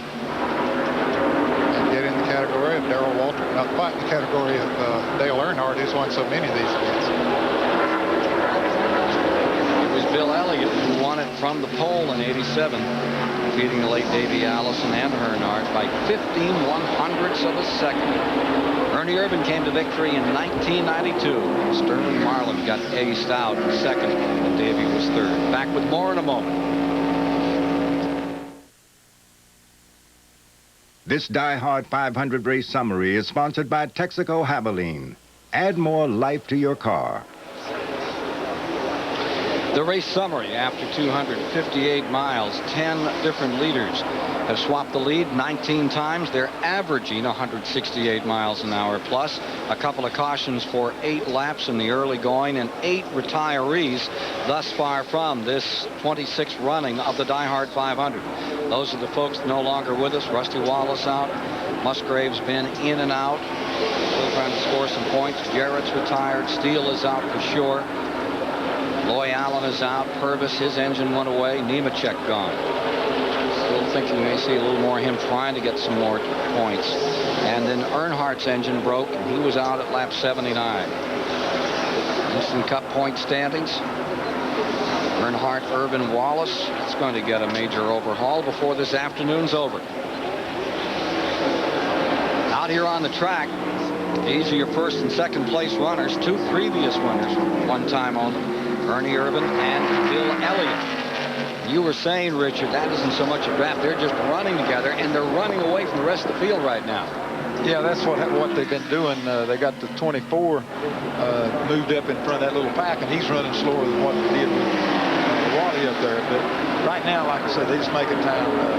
They can't really race with each other because all the cars are not really handling good enough to be able to run wide open all the way around. And then they can't catch up. And the first 2 are running pretty good. The 28's running wide open all the way around. 11 looks like he's breathing a little in the corner, but with the 2 of them there's nothing else to drag them down. That's what really makes him better. There's Bill Elliott doing a good job of drafting. He's doing what you have to do to get the maximum speed out of both of those cars. Where are they at their best around this track, Ned? Those 2 leaders.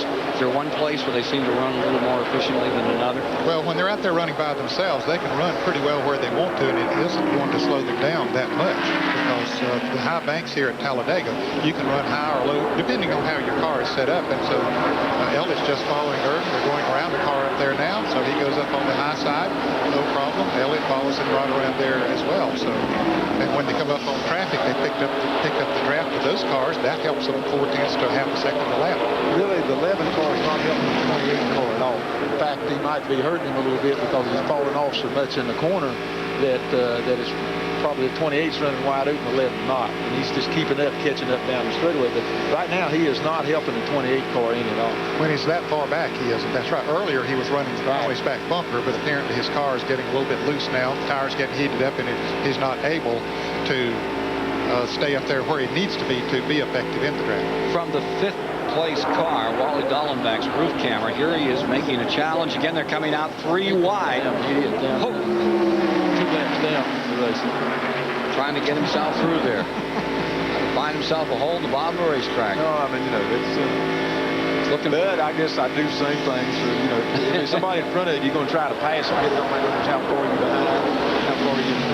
I think what will happen, though, once Marlin has got out in front, see, he came in the pits not long ago, changed the right side tires, so he has fresher tires than the other. He has run that pack of cars down from pretty far back, and with those new tires, that has helped him to do that. He'll pull this crowd faster than they were running. Because he's about halfway through a pit stop, right? Yeah, exactly. Well, they're halfway through. He's just through.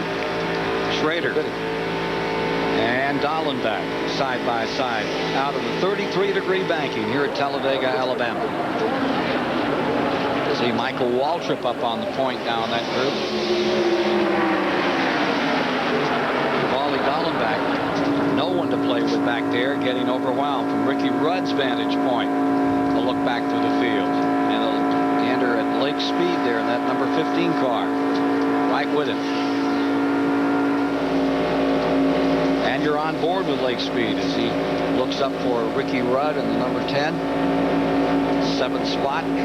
Here's Mark Martin getting back into it another time as they swap him around.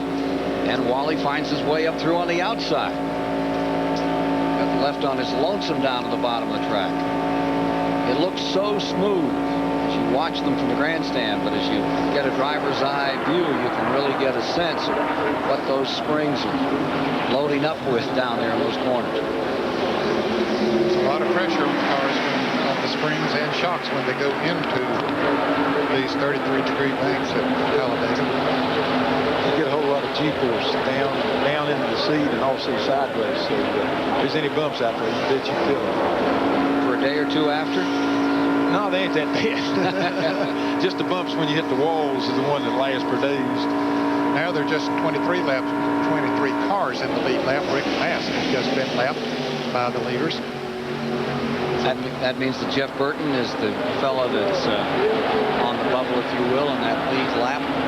Jeff Burton had such a great ride at Pocono a week ago. His brother failed to qualify for this race after he finished 4th at Pocono just 7 days back. Ward Burton finished second at You're Pocono, right. And Jeff failed 8 3/10 of a second between those two leaders, Urban and Elliott, and the rest of the group. And we remain with 23 cars in the lead lap.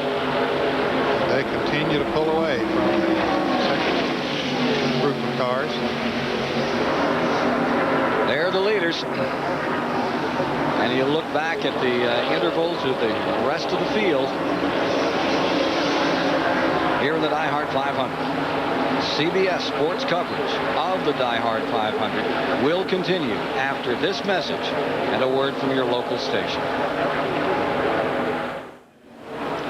After 287 miles, 108 laps have been completed. Let's take a look at the top competitors out here.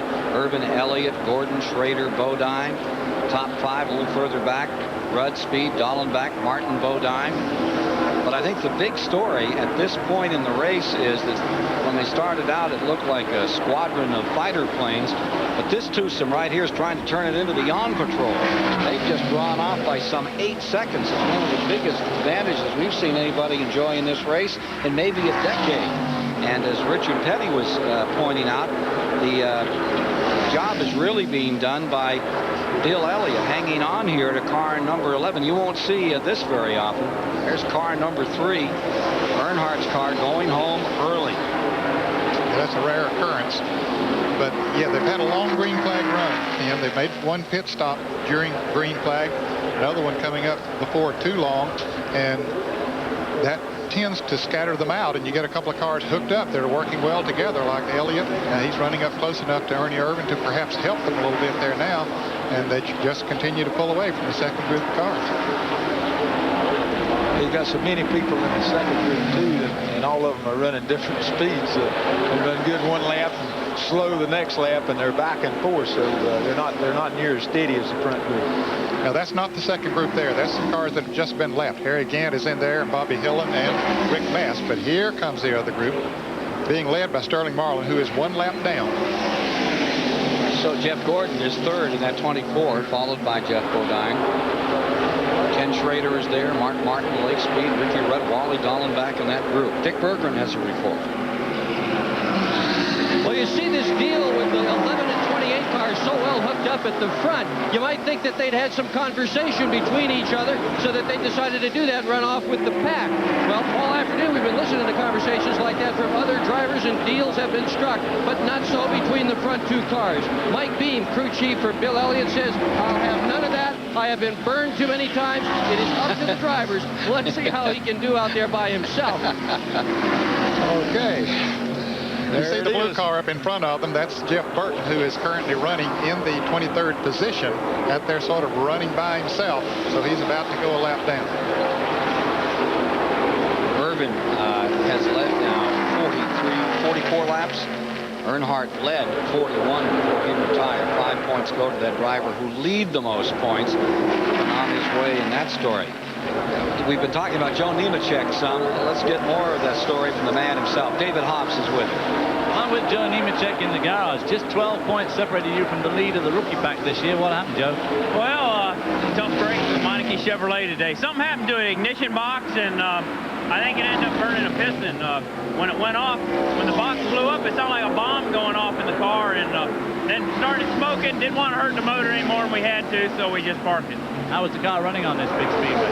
We were running really good. We had to take a provisional to get in the race, but in the race we had moved up to like 12th or 13th position. We were really going good, and got hung out to dry. You know, that's some of those rookie mistakes I was making as far as drafting, but I'm learning more and more every day. Well, disappointing David Nemechek, and of course it makes it just that much more difficult to get that rookie championship in 1994. Ken? Great campaigner in the Grand National ranks of NASCAR, moving up to Winston Cup competition, and another name you're going to hear a lot of in time to come. The name you're hearing right now is Irvin. Car number 28, former winner here, trying to make it a 2-time winning role in the DieHard 500. But with 113 laps complete, 188 the distance to be run here today, means they've still got some 75 laps. Get back in it, and get back in it is just what that second pack is doing. After those leaders were drawing away, they're beginning to whittle that lead down. Critical coming up that next fuel stop, particularly if it's under green. If they got lucky on a caution, that put them all back in the contest here. Here's Gordon in third. Remember that number 4, as I'm just telling you, is a lap car. Yellow number 4, Sterling Marlin, a lap down. We have 22 cars now in the lead lap, with Grissom, the tail ender, in car number 29.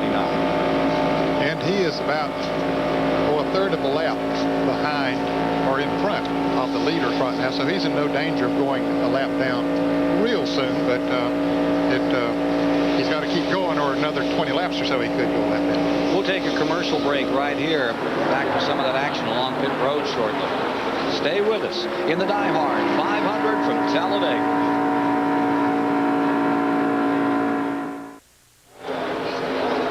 We're back with you live at lap 118 when they come by.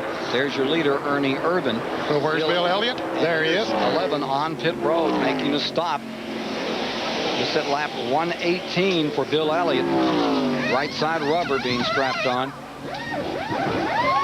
Well, Jackman brings that. They're going to go all the way around. Dick Berggren's there now. Yeah, and Larry McReynolds was just down here, Ken Squire, trying to cut a deal as Elliott's engine died, trying to cut a deal with these guys to go further, but they're out of gas. Mike Joy. Well, I'm down in the Robert Yates pit, and Robert, Ernie's out here all alone now as he gets word with his driver. Does that car just love to lead, or does Ernie? You've led the most laps now in the last 4 restrictor plate races. Well, it's, you know, certainly it's what all my guys work since they got hard for it. But right now, being this far out front, we're just going to have to, unless we find a car coming off pit road that'll help us, we're just going to be able to fall. Only thing we can do is fall back to them, but we'd like to go with 1 gas stop left and not have to stop again, 11 have to stop again. It's hot and cold situation, you know. We're going to give Ernie some time right now. Okay, Robert Yates. Robert Yates talking to Ernie Irvin. They have put number 11 a lap down. They had a moment here on pit road. Now, this was just moments ago while we were away. Now, this is Mike Beam on the left. He's the crew chief for Bill Elliott. Larry McReynolds on the right. He's the crew chief for Ernie Irvin. And then just a lap or 2 later, we saw Elliott come into the pits. Mike Beam had come up there and said, let's pit together. But we heard Robert Yates say, hey, we're going to try to make it on 1 more fuel stop. Elliott had to come in. Apparently, he was running low on fuel. So, the summit meeting didn't work out, at least for Bill Elliott. Here's Dick Berggren. Well, what was going on there was McReynolds was trying to persuade Elliott's guys to come in at the same time, but McReynolds' car can go substantially further. Ernie Irvin is getting much better gas mileage. McReynolds wanted to go quite a bit further, take 2 tires, and persuade Elliott to do the same thing. But Bill Elliott came in here out of fuel. Obviously, he didn't have a choice. I will say that Mike Beam didn't leave that judgment up to himself. He went to the boss. He went to Junior and said, are we going to pit together? And while that conversation was going on, the 11 car came down pit road. So no deal was struck. Mike Joy. Hammond's crew chief for Jeff Gordon. And pit stop strategy here. You look like one of the couple of teams that could go the distance with 1 more stop. Is that true? I hope we can. We're just going to try and watch what the 28 car does, but I believe we can do it. Okay. I think also Darrell Waltrip and Morgan Shepherd could run this race with just 1 more fuel stop.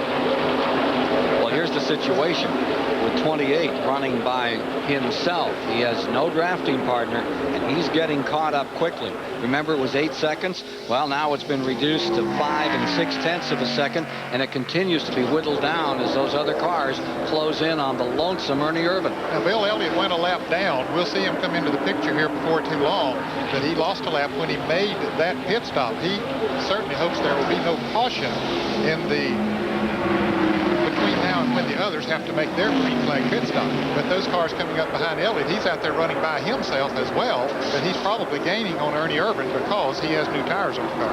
The last thing he needs to do is get trapped here. He'd like to get back up there and run down Ernie Irvin. His tires have got to be a little raggedy at this point, and see if he can get himself back in that lead lap.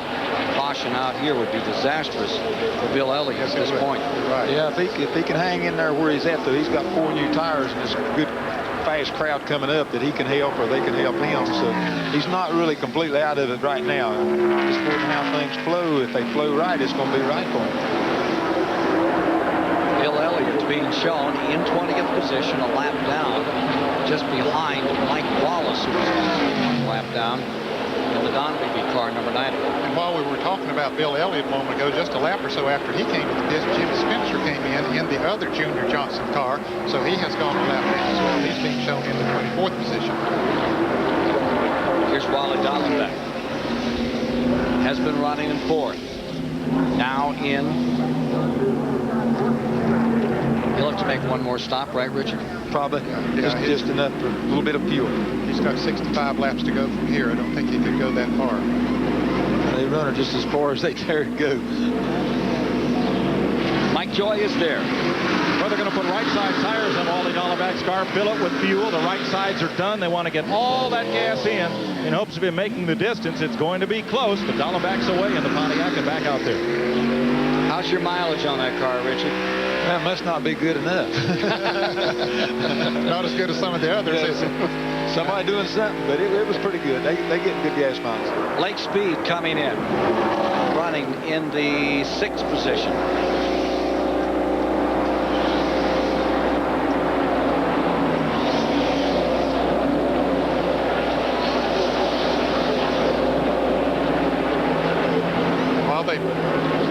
Here's Dick Birkin. Well, Lake Speed is going to take right side tires. A lot of conversation this week about whether he is going to stay with that team. Team said yes, he will. They're working on final negotiations. He should stay there. Good run today for Lake Speed. Right side tires, and every drop of fuel that car would take went in. And Dick, as we saw on the case of Wally Dallenbach, it takes more time to put the fuel in than it does to change just 2 tires. But if they went to the other side to change the other 2 tires, then that would add 3 or 4 seconds to their total pit stop, so they didn't want to give up that much time. Now, Bill Elliott and Wally Dallenbach Jr. are hooked up together after they've made their pit stops. They should be able to run Ernie Irvin down in just a couple of laps and maybe get back in the lead lap. Here's Harry Gantz, number 33, coming in his final performance here. 27th position. Here's David Hobbs. Gant pulls into the pit stop here on the front straight at Talladega for what he hopes will be his last pit stop at Talladega. Certainly his last one in the DieHard 500, unless he needs to have a bit of a top-up later on. But with just the amount of laps left, he should be able to make it to the finish of this race. Hasn't had a great race. Was disappointed with his car this morning. Just feels that the restrictor plate racing does not suit him or his team. He pulls out for what he hopes will be the last time. I understand we have a penalty on Lake Speed for speeding on pit road. Oh boy, that's expensive for this racetrack. He has to come back in, make a stop and go. That is going to put him totally out of sequence with the others and away from that lead pack. Showing 125 miles complete, 125 laps complete, 332.5 miles down. Taking a look at some telemetry here on Lake Speed. You can see he's running 68, 69, 100 RPMs. Well, it's down to 64, 65. And the speed ranging from 179 up to 185. Now he's slowing down, coming in for that pit stop. That's a penalty. That's going to hurt. Yep. Take a look at Bill Elliott trying to get that lap back in car number 11. Yep. Wally Dallenbach was right there with him, but Bill was able to get away from him just a little bit. Maybe Wally can get caught up to them and get back in the lead lap himself in case a caution comes out.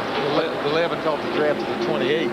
That just picked him right on up and just left Wally out there by himself right now. The big story right now, however, is that the interval between Ernie Irvin and the rest of the field is now just about 3 1/10 of a second, 3.1. But Bill Elliott will help Ernie Irvin to open that distance up a little bit again. Let's go back to the pits and Dick Merker. Well, you're absolutely right, Ned Jarrett. Lake Speed's penalty was for speeding on the pit road, and it was for Xing. Mike Joy?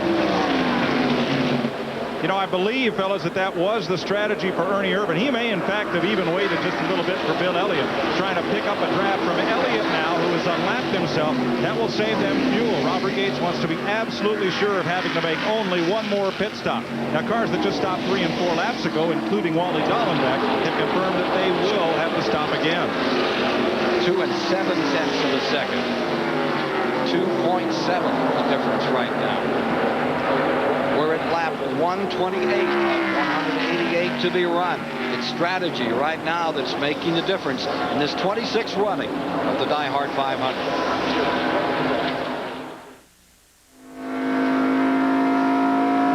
If you're a card shark, this would be the right game for you today. A lot of strategy being laid out here right now at lap 131. We've just watched Ricky Rudd pitting. Came in 6th position. This will drop him back. We're actually showing 10 cars in the lead lap. That'll be unsorted in a moment as the rest of the field pits. Irvan stays first, Gordon second, Schrader third, Martin fourth, Jeff Bodine, Kenny Wallace up to 6th. He's had a good day. Now here's the 26 car running slow. It looks like there's a tire out of sync on that. Had one go down on the right front. Something's broken up. Yeah, he just made a pit stop not long ago. And we just received where they're going to penalize Ricky Rudd for speeding. Boy, he's coming back down pit road right now to take his penalty. Boy, this is going to cost him. 14th place car, and here's Rudd back in again. That's a hard fight on this racetrack for Ricky Rudd. Yeah, even a 15-second pit penalty coming in is not as severe as a stop and go if you speed going out, because the slowdown period and getting back up to speed will cost you more than 15 seconds. And even though they don't hold you in the pits for just a second or so. The big deal is getting back up to speed. Yeah. This is why I don't think it's right to have a speed limit under the green flag. And, okay, here we got another pit stop. Right? The leader's coming in. Here's Ernie Irvan.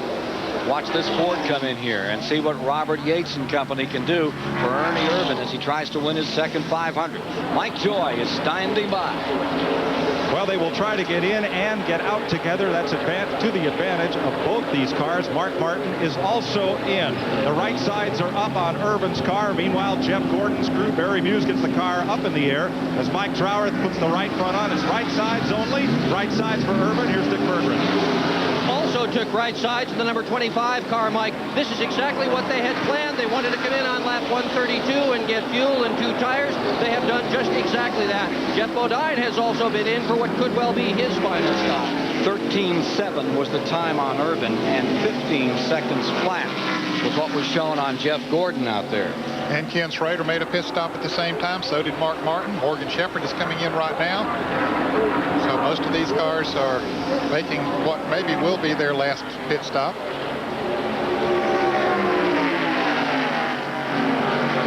Here's Morgan Shepherd. Wood Brothers, number 21. Back in at another time. The one thing about it, he doesn't have to worry about breaking the speed limit going out, because he's in the last pits. He can just stand on it out of there. So once he leaves there, he knows that there will not be a penalty as far as speeding is concerned. If they didn't catch him coming in, well, then he's okay.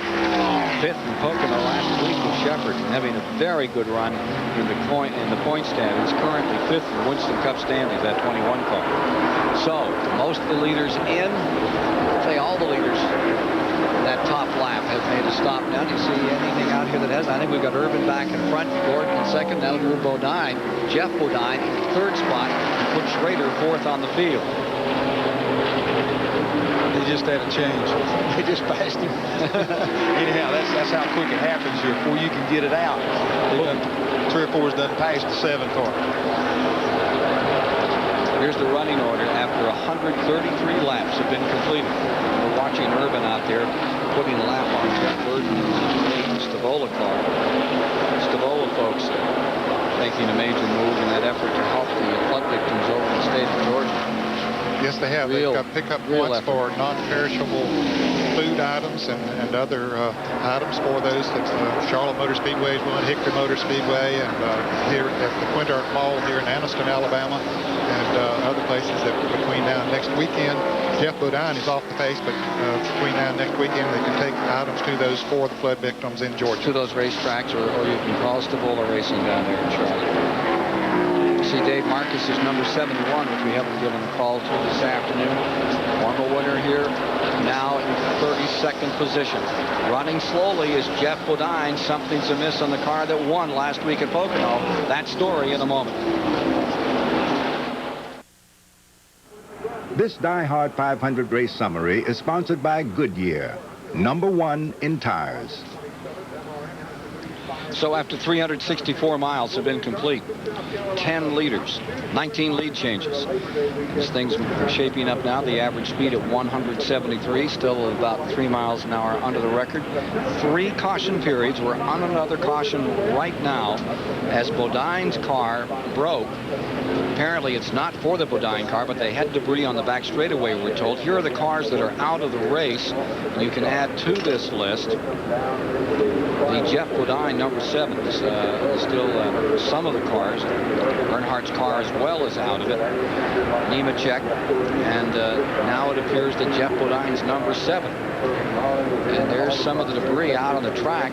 They're running over it right now. So they want to get some crews out there to get this cleaned up before we go any further. That's on the pit road, way on the pit road, yeah. Here's Bill Elliott in and out again. And see Ernie Irvin taking on fuel. Mike Joy. Well, this caution's a big break for Sterling Marlin. Remember, he had a flat tire earlier and was out of the pit stop sequence. Tony Glover was lobbying hard for the caution for debris. It did come out, and Marlin will be right back up with the leaders on the restart. Dick? Well, 2 weeks ago, Jeff Bodine lost a rocker arm at the New Hampshire Speedway. He had been leading at the time. It cost him the race.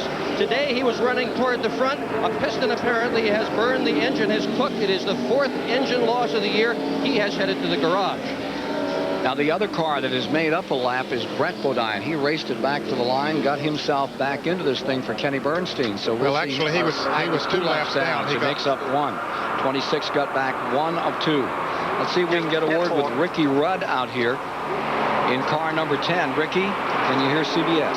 Ken Squire with you. Yeah, Ken, we got you. Hello. I think Ricky's hearing us. We aren't hearing him. Well, we're not hearing him. Well, Ricky, you're doing good out there today. I'm sure you probably wanted to see this caution. Did it help you? Well, it really did. What happened is we got caught for speeding on pit road, which I questioned that. We didn't speed, but anyway, it was going to put us way behind. The caution came out. Now we got a chance to regroup. We're back in the lead lap. I think we got something for him if we can get some track position. Can you catch that 28 car? Well, him and the 11 hooked up a while ago, and everybody else was kind of tripping all over themselves, racing each other, and they were able to get away. I think if you catch them, maybe 3 cars, 4 cars can race them. I don't think a whole pack can race them. How hot is it in there, Ricky? Well, I sure wish I was at home sitting by the lake right now, but I've got something to look forward to when it's over. I'd say it's probably 130 degrees in here. All right, good luck. Thank you, sir. So Ricky Rudd, for having been penalized and having to look up from under there, still very optimistic about this race. Yeah, this the right attitude for him. That's a good break. That's where it will come into circumstances. No matter what goes on, you know, you're looking at things and you say, man, that's a bad break, and then you get another break that brings you back, and sometimes it brings you back far enough, sometimes it doesn't. But everything sort of equalizes itself out, and that was the equalizer for him. Ken Schrader with an opportunity to lead. Did not pit among those early folks in here. You see Huck Strickland on pit road in the Travis Carter car. They're being shown 31st. Here's Bobby Hamilton's car that came out of that last row this afternoon. Hamilton running 25th on the afternoon. Mike Joy. Interesting stop for Bobby Hamilton. They put left sides on it, Ken, and they weren't going to fuel it. Then they did. The man with the helmet, gas man Richard Bostic. His mom's in the hospital in intensive care. If he could get that helmet off, he'd say hi to her. Great job by all these guys along pit road. Here's the 8. And that's the Vestas car that is entered by the Stavola folks.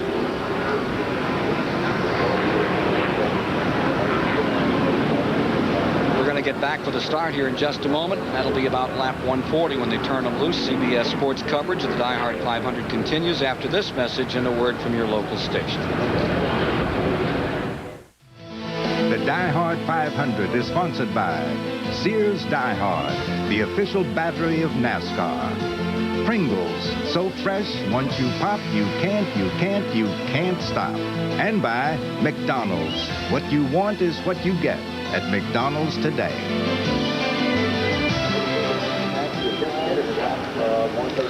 141 laps complete, 375 miles by. And here's a report from Dick Berg. Well, Ken, I think Kenny Schrader is probably the busiest race car driver in the whole world. He was here yesterday and won a Grand National race. Of course, right now he's in front. But will you hear his schedule for next week? On Monday, he'll be in Highland, Illinois to run a dirt late model race. Tuesday, Rice Lake, Illinois, where he'll run an IMCA dirt car race. Wednesday's a rain date. Thursday, Columbus, Nebraska for another dirt car race. Friday, Saturday, and Sunday, he's going to run a road course in Topeka, Kansas. That's only during the day, though. In the evening, Friday night, he's in Crescent, Iowa for a late model race. Saturday night, Denver, Colorado. Sunday night, Canton, Illinois. He says, by the way, he's not going to run schedules like this on Winston Cup weekends. How come? He says, I need my sleep. There's a guy that likes his racing. Schrader, currently leading. We're under caution. Average speed for the race, 170 miles an hour. There's the top 10 after 139 of 188 have been completed. Schrader now up in front. Won here yesterday. Great race. As you look through the standings, averaged 167 miles an hour yesterday and nipped Terry Labonte by just about a headlight here at the finish line. 30 lead changes among 14 drivers in that Busch Grand National race yesterday. 8 different drivers led in the first 12 laps. It was something to behold. What a great way to start this DieHard weekend at Talladega now. Ken Schrader has had a very good year. In fact, he's having one of his best years in his Winston Cup career, Ken. Last week was the first time that he had fallen out of a race this year. He was 5th in the point standings, dropped to 6th as a result of having an engine problem last week at Pocono, Pennsylvania. But he chose to stay out there, not make a pit stop. He's comfortable that the car will go the rest of the way as far as the fuel is concerned. Everyone else has made pit stops. They too should be comfortable. They should not need another stop as far as fuel is concerned. Beautiful crowd out today. They say it is a record for the DieHard 500. As Schrader, who defeated Jeff Bodine and Earnhardt back in 1988, will set sail from up front. It'll be lap 143. They'll be working 143, 142 complete when they'll take green out here. There are 18 cars in the lead lap now. And that includes, as they come down the line, Schrader first, Irvin second, Elliott's third, Jeff Gordon fourth, Mark Martin fifth, Dallenbach, Terry Labonte, Ricky Rudd eighth, Kenny Wallace ninth, Greg Sachs. Then Mike Wallace is 11th, Bobby Labonte 12th, Sterling Marlin 13th. 14th out there is Todd Bodine, Jimmy Spencer, Mike Waltrip is 16th, Morgan Shepherd in 17th, and then Lake Speed in 18th. A lap down, Steve Grissom 19th on the field, and Kyle Petty 20th. Kenny Wallace has done a great job, currently being shown in the 9th position in the Hardy Boys car out of Dawsonville, Georgia. And Kenny, of course, a regular on the Busch Grand National circuit this year, getting an opportunity in this car. Bobby Hillin will drive this car at Indianapolis, plus about 6 other races for the balance of the year. We're ready to go green flag racing, as you see the green flag wave. And they can make it home from here.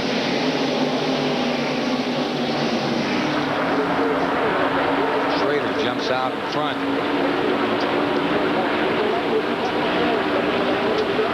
For some reason, Jimmy Spencer jumped into the pits on that start. He came down pit road. I need a pit report as to what the circumstances were on Jimmy Spencer. Here we are coming up to speed. Yeah, he was one of those cars in the lead lap. He'll stay in the lead lap, but he's going to be out there running by himself. Nobody to draft. Mike Joy has the story. So they had to make his time on the last splash. It was the only way they'd be able to stay in the lead lap in this race. But a very surprising strategy here. Yeah. Meanwhile, up in front, got a swap around. And the caution is coming back out. Yellow is coming back on. Yellow is back out, racing the line. It's Ernie Irvin first, Bill Elliott second, Schrader third, Jeff Gordon in fourth. Got caution out, and they're indicating turn 2. There's some debris over there, so that didn't hurt Jimmy Spencer then by making that pit stop. He'll get to catch right back up.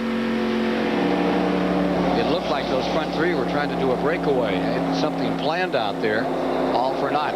Let's take a look at what the story was here on this restart. Up smoker down on the inside. It looks like Jeremy Mayfield's car, the Cale Yarborough car, finding its own route out there. Get out of this place. Yep, so that's the reason for the caution. Wonder if it's another one of those cases. It looked like he was having smoke, maybe an engine problem. And just like we've seen several times here before, where the on restarts, they burn those pistons. Let's close out the Jeff Bodine story right now. David?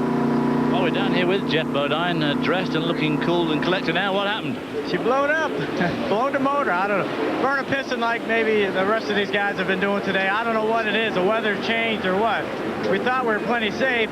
Need to say hi to Kathy. She's out here, out somewhere. I don't know where she's at. She's out riding around in her little red new car, but I love you. I'll be home tonight. Great run. The car was running great, handling good. Again, Hoosier tires were good in the long run. I was just sitting there riding in that draft, waiting for the end of the race, but the end came a little too soon for us. We've had a lot of blown pistons this afternoon, yet the weather is so much better than, say, last year. What do you think's causing it? I really don't know. We richened the carburetor up. Danny did this morning just to be a little safe, and maybe we didn't burn a piston. You know, you don't know until you take them apart. Maybe a part broke, but something happened. We're here instead out there. Yeah, thanks very much, Jeff. And down out to Mike Joy.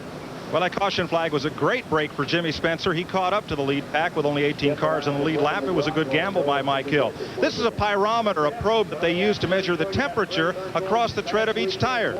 This, of course, is the asphalt on pit road. And you can read the rest. Getting a hot foot out there, huh, Michael? Uh-huh. Well, Thursday, here at the track, they dedicated the Walk of Fame at the Talladega Speedway, unveiling the Davey Allison Memorial.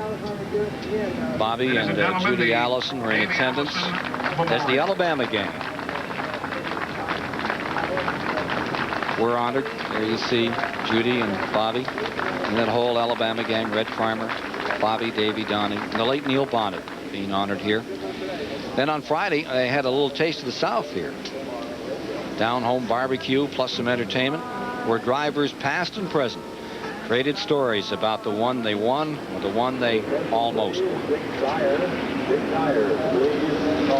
So, number of cautions right now, we're at 4. The last 2 for debris. This in the second turn. And is bringing the average of the race down into the 165-mile-an-hour bracket. It doesn't take long for the average to go down once they start running under these caution periods. Jeremy Mayfield had a problem coming off turn 2 over there. Reason for this caution. Excuse me. Richard, do you feel the heat out there when you get in these caution periods late in the day? Well, it's according to where you run it and how you run it and stuff. Yeah, you're already exhausted, and then when they run around slow, you just know it's going to be out there that much longer. So really what most of these boys are looking for, let's go ahead and run this thing and race it down to the end and see who wins from there, and that's what they're looking for right now. Jimmy Spencer's been on pit road another time and come back using that same old strategy. Yeah, had nothing to lose. Come in, top that thing off, be sure that he gets enough fuel. Was that the case, Mike? Well, I'm a little surprised maybe they didn't put tires on it because they have about 2.5 minutes to get their service done here during a caution lap. Spencer came in. They said they could go just 47 laps on 1 tank of fuel, and when they made that stop as the green came out, there was exactly 47 to go, so little insurance here. Dick Berggren? Mike Joy, Jeff Bodine was wondering if the weather perhaps had changed today. Indeed it has. The humidity here is just awful. Look at this, 90% humidity. Now this morning when they were setting the cars up, it was only about 77% humidity. The other thing that's happened is the barometer is dropping. The air is getting a bit thinner over the course of the day. Maybe that has something to do with these engines, but the engine builders say it's detonation. They're just pushing the engines right to the absolute limit to get as much horsepower out of them as possible. Now, Richard, you stayed in this sport long enough as a driver to be able to take advantage of some of that technology. When I raced against you back in the early 60s, a barometer, we had no idea what that would have been or how to use it. I still don't think I know. But anyhow, what they're doing, like he says, these engines are restricted with very little air. They're not developing 430 horsepower horsepower, throwing 440 or something. And what they do to really get them to run, they pump that compression up there way on the, 15 to 1, 16 to 1. And man, just any detonate just blows the thing apart. So it's very easy for the heat, when the heat runs up on the engine, like running slow like this, sometimes the air doesn't circulate good enough, and the engine will run maybe 5 degrees hotter than what it did before. And when it does, hey, that detonation sets in and the party's over. And the party's over for several of the leaders today, including Dale Earnhardt out. If you're just joining us, one lap. They're going to turn him loose another time. Petersburg, Virginia's Jeremy Mayfield. You saw him coming in on the hook in car number 98 in his second performance for Yarborough. He started last week replacing Derek Cope up at Pocono and had a 21st place there. And so for Cale, who won this race in 85, it's another long day. Here's Irvin in front, Elliott in second as we get set to get into the final moments of this event. See Jimmy Hensley down on the inside in the 55 car. He is one lap down, being shown in 19th position. And for the fans who might be seeing NASCAR Winston Cup racing for the first time, they might wonder, well, why are these cars lining up two abreast on the restarts? NASCAR, after cars have been lapped on the track, allows the lap cars to come up on the inside, and the cars that are in the lead lap restart on the outside. Now, once they get down to the last 10 laps, they don't allow them to do that, but they are allowed to pull up there, and they should be able to get out in front of the leader and get another caution, well, they could make up a lap. And there are 18 cars in that lead lap, showing, what, 146 complete now of the 188 to be run. Irvin first, Elliott second, Schrader third, Gordon, Martin, Dallenbach sixth, Terry Labonte, Ricky Rudd, Kenny Wallace ninth, Greg Sachs 10th, Michael Wallace 11th, Bobby Labonte in 12th, Martin next, Michael Waltrip is 14th, 15th is Morgan Shepherd, 16th Speed, followed by Spencer, and Todd Bodine. The Butch Mark car is back in 18th position. Lap down, as Ed was saying, it's Hensley, followed by Brett Bodine, Kyle Petty, and Grissom back to 22nd. 23rd is Maz. Okay, we're ready to go racing once again. They'll come around to complete 147 as they come to the line. 188 will bring out the checkers.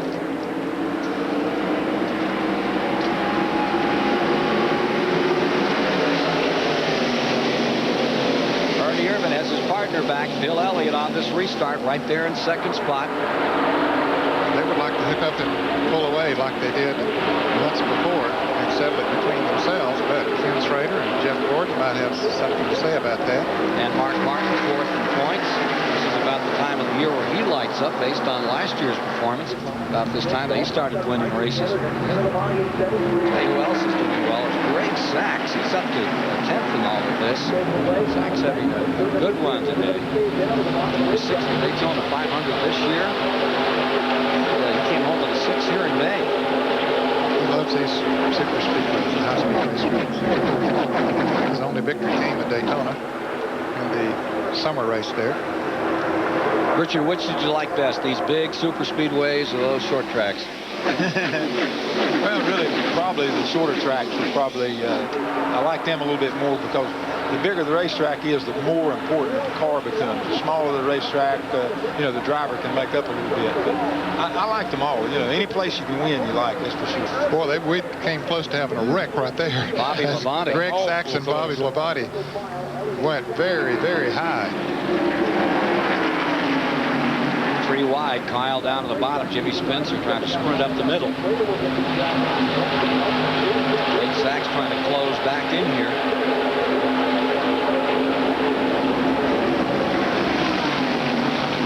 On board with Lake Speed in car number 15. Back in that 16th spot. 24, something happened to 24. Gordon in trouble. Jeff Gordon drops off. Another one of those burned pistons, I'll bet, right after a restart. Yep. We've seen it happen a number of times today. Running in fourth. When it ends for Jeff Gordon, he won't score his second Winston Cup victory here at Talladega. Won the first one in Charlotte, North Carolina, back on Memorial Day in the 600. Jeff Gordon out of this one. Back to the leaders. It's still Ernie Irvin seeking that second DieHard 500 victory, and right with him comes Bill Elliott. Fords first and second. Ken Schrader's Chevrolet maintained third over Mark Martin's Ford in fourth, followed by Wally Dallenbach's Pontiac in fifth. On board the Wally Dallenbach here into turn one. Ernie Irvin just ran a lap about a quarter of a second faster than Dale Earnhardt qualified for the pole, almost 194 miles an hour. Mike Joy has more on the Jeff Gordon story. Ray Evernham, what happened to Jeff? Evidently had something fail in the engine. He just went by and said it blew up.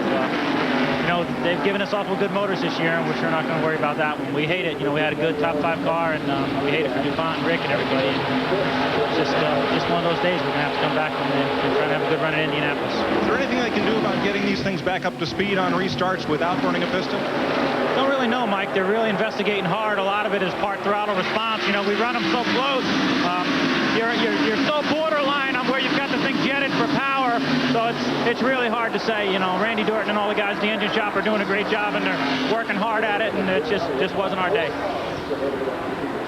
Tough break for Ray Evernham and company. They'll be back in Indianapolis in a couple of weeks in that first appearance of the Winston Cup cars at the Brickyard. The car number 28 and number 11 had pulled away a little bit, Ken, but now Ken Schrader is beginning to close that gap. Here he comes right back in there. Had dropped down to 12 car lengths. He cuts it down to about 7 here. Mark coming right with him. Wally Dallenbach. Pontiac's having a good day here today. One of the best runs we've seen them have on a super speedway in quite a while. So maybe Richard, the engineering is beginning to work out the extra length that NASCAR gave them a couple of months ago. Well, I hope some of it's coming together anyway.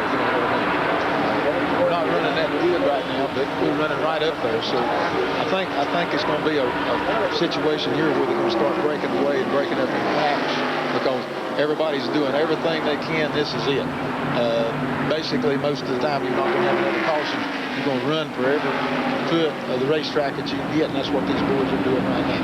Got to let it all hang out. No question about it. Try to keep that track position. And Schrader is doing just that as he closes in.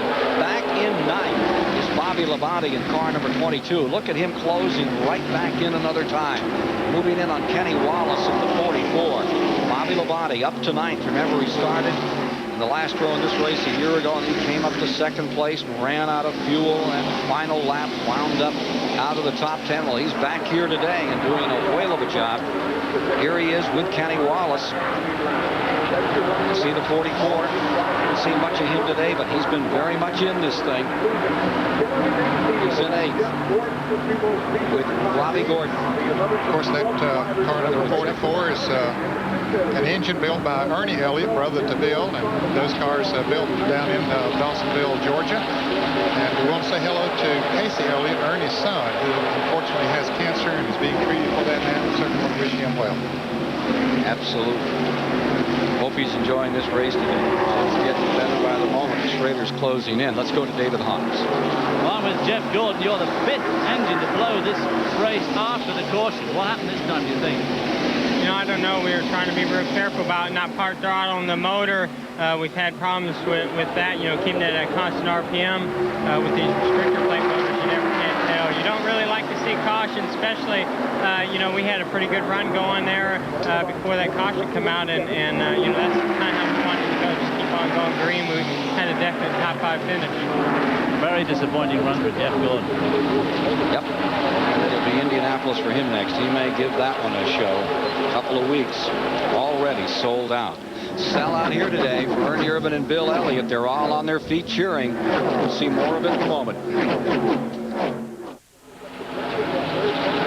31 laps to go here on the 2.6-mile high banks of Talladega, where Ernie Irvin is in command. Holding second is Bill Elliott. Today's overhead coverage, courtesy of the Goodyear blimp, Stars and Stripes. That old 192-foot blimp based on Pompano Beach, Florida. It's like a big day for Goodyear here today. The way things are right now with Ernie Irvin, Elliott and Schrader, 1, 2, 3. Leaders pace at 193.8 mile an hour in that last lap. Up at Pocono last week, guys from Hoosier Tires, they had their bow and arrow out, and they scored a 1, 2, 3. Today, it's going to be the other way around for Goodyear. Here's Irvin first. Elliott second. Taking a look further back, Bobby Labonte slipping a little here. He's back one spot. Kenny Wallace in that ninth, we're saying. And up in front, Urban Elliott, Schrader, Martin hanging. And Jimmy Spencer's beginning to head on up through there too. Richard, he stopped for fuel there at the end, but now he's all the way up to 5th place. He won at Daytona on the last lap. Right now, he's running so much faster than them other cars that ain't even right. You know what I mean? Look at him. And they're up there running just as hard as they can go. And he just pulls out and blows right by him. Yeah, right by Mark Martin. What's all that about? Well, I'd say that he's running a little quicker than what everybody is right now. And what they done on that last pit stop kind of shows it. Because he's not running like that all day long, even from the word go. Except for qualifying. He hasn't led a lap since 2. Well, he's getting ready to lead some, buddy. Here he comes. Looking for Schrader. Now, Mike Joy maybe can give us a little more about what's going on with Jimmy Spencer from the pit perspective. Well, the NASCAR officials were all over here to talk to Mike Hill a second ago. I'm guessing Pete Babb was congratulating him on his run today and not questioning it, but Mike, it looks like that last stop was a beautiful move. I mean, he is flying up through there. Restarted 16th, and now he's up to what, 6th?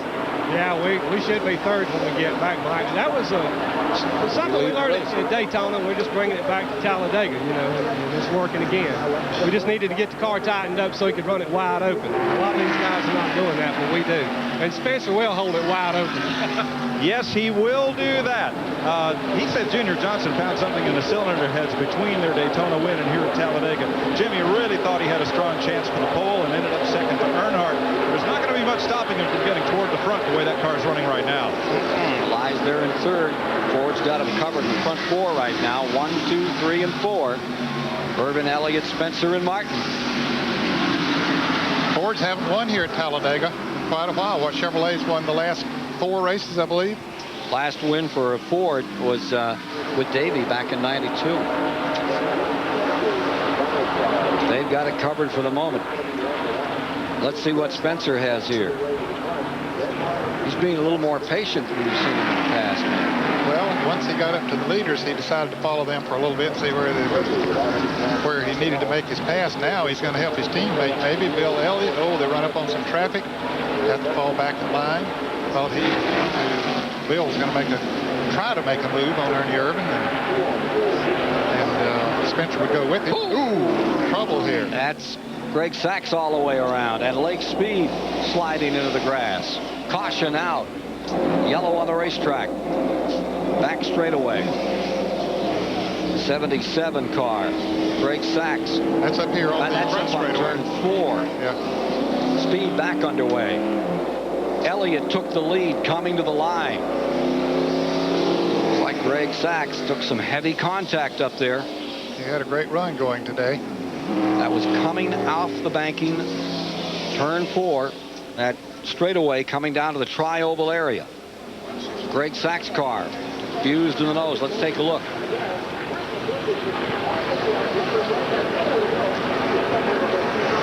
Okay, it looks like that Lake might have bumped the 90 car a little bit of Mike Wallace, and then Morgan Shepherd. When he slowed down, Morgan tapped Lake just a little bit and spun him. They were all running bumper to bumper around there, and of course Greg Sachs gets caught up in it in the car number 77. Sachs apparently attacked the outside wall. You saw him coming back across the track from Lake Speed's roof camera. Watch this. Okay, there he is following the 90 car of Mike Wallace, the green car right in front of him. He runs up pretty close to that car. He didn't hit him. He gets hit from behind. I thought at first that maybe he had hit the Mike Wallace car, but he didn't. I think he might have got tapped just a little bit from behind. Morgan Shepherd was running right on his back bumper.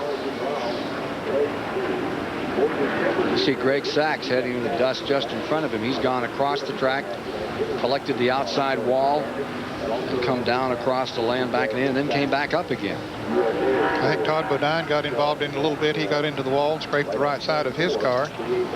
So there were a number of cars that were running in the lead lap. 14th, 15th, and 16th place cars in that lead lap involved in this incident, which takes place at lap 163. More in a moment. It's a festive Sunday afternoon in upstate New York, and part of the celebration involved the 31st birthday of Julie Crone, one of the top jockeys in the country. Racing is underway at Saratoga later today. The Go for Juan Stakes featuring Sky Beauty will also have a 12-round junior welterweight WBO championship fight. All of that after the DieHard 500. And thank you, Vern. Back here at Talladega, Alabama, you see Greg Sachs' car being worked on, and we can get an update from David Hahn. You talking to me? David? Well, as you can see, they're working on Greg Sachs' car. It's looking pretty sorry state at the moment. He's obviously run into something pretty heavily at the front end. The hood very, very badly bent. They changed all 4 tires. He's been in once. I'm sure he's going to go out and do one more slow lap, then come in for more effect on this. Dick Bergstrom, what have you got to tell us? Well, I want to tell you about how hot it is out here, David. You probably know because it's just as hot in the garage area. Track temperature right now is about 130 degrees. That's about the same temperature it is inside the cars. In order to prepare for that kind of stuff, believe it or not, many of these drivers run around the South with their windows rolled up, trying to get used to it with no air conditioning. Richard Petty sometimes used to throw ice packs down his fire suit. Some of the other drivers do that too. And most of them have helmets that circulate air. The air goes through an ice chest, cools it off a little bit. But I'm going to tell you what, it's hot in those cars. And right now is where the heat starts to sap the driver's energy. Didn't that ever scare you, putting that ice right in there? That, huh? You seize right up. You just go, shh. Felt good, though, didn't it? Huh? Felt good. There's Brett Bodine. He had some problems. He got into that thing a little bit. We saw the damage on his car, and here's Rick Mastin doing some work along with Bobby Hamilton in car number 40. That's Rick Mastin, car number 1. And Jimmy Hensley was also involved in that. We didn't name all the drivers that were involved in the incident that we have this car. A bunch of them were slipping and sliding back there, so I don't know whether they're locking their brakes down, and then they come in and change tires or what.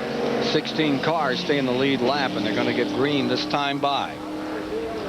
They'll come around to complete 166. 22 laps remain to decide the DieHard 500, the 26th running here in Alabama, celebrating the anniversary of 25 great races, and this looks to be another one with Elliott now deployed first, Irvin second, Spencer third, Mark Martin fourth, Schrader in fifth, Wally Dallenbach sixth, Ricky Rudd, Kenny Wallace in eighth, Sterling Marlin ninth, Terry Labonte 10th, Michael Waltrip 11th.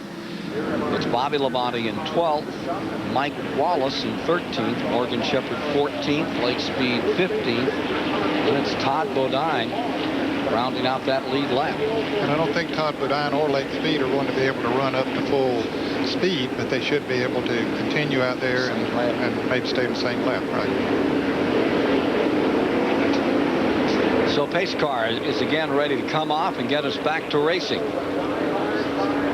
Elliott leading, looking for a second win in the DieHard, as is Ernie Irvan in second.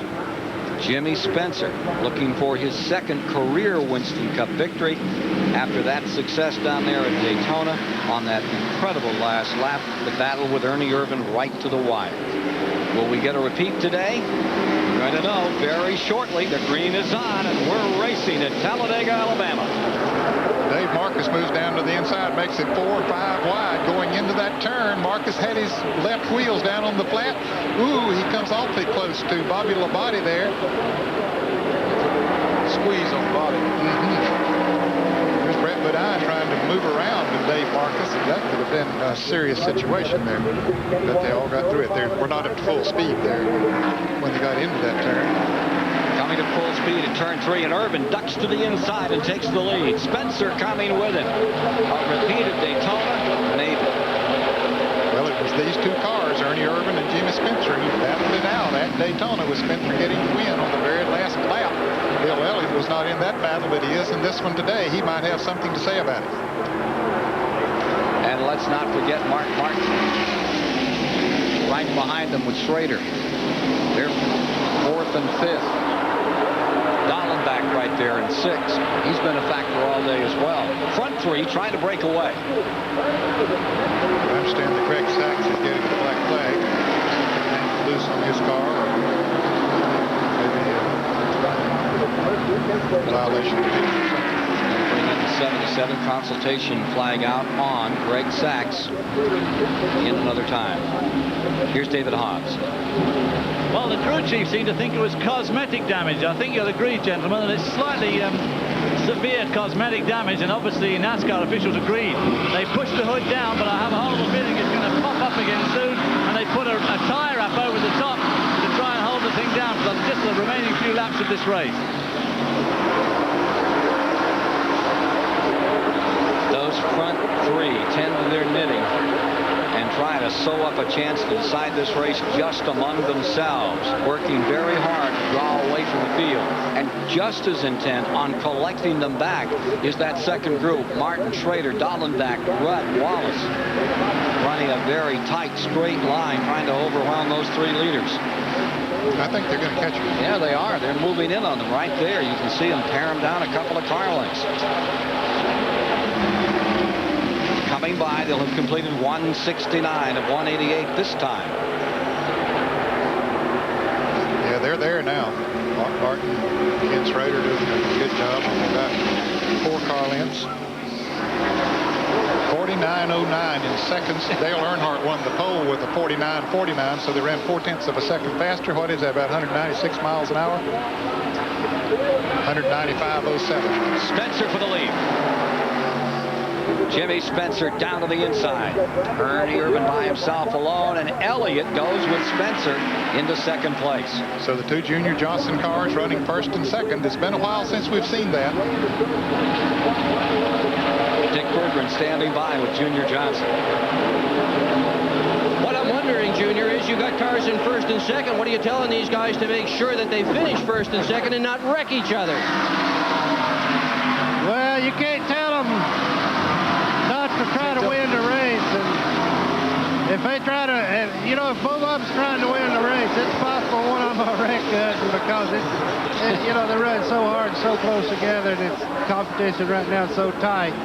One little, you know, move and somebody's in trouble. So I just hope they both finish wherever they finish. So you're going to let the driver settle it? Yes, sir. Settle it they will. Yeah, the owner and the pit crew, they've done all they can do now. It's up to those drivers out there. So here comes Elliott, looks on the inside, and stays right there. Wait this one out a moment or two before they make any more moves. There are 9 cars in this lead draft. They have broken away from the 10th place car of Terry Labonte, who leads Michael Waltrip and Bobby Labonte. Here is that second group. Bobby Labonte went down on the inside. I thought he and Michael Waltrip were going to get together going into that turn. So Michael Waltrip. Yeah, he had to back off a little bit. That cost Michael's breath anyway. It sure did, and mine along with him. Michael Waltrip back there in 11th spot. Bobby Labonte making that move to get around him. Back with the leaders. Spencer first. Been a while for Bill Elliott. This could be his day. So smooth, so easy on these big super speedways. We'll take a commercial break and then stay with you right to the finish unless there's caution.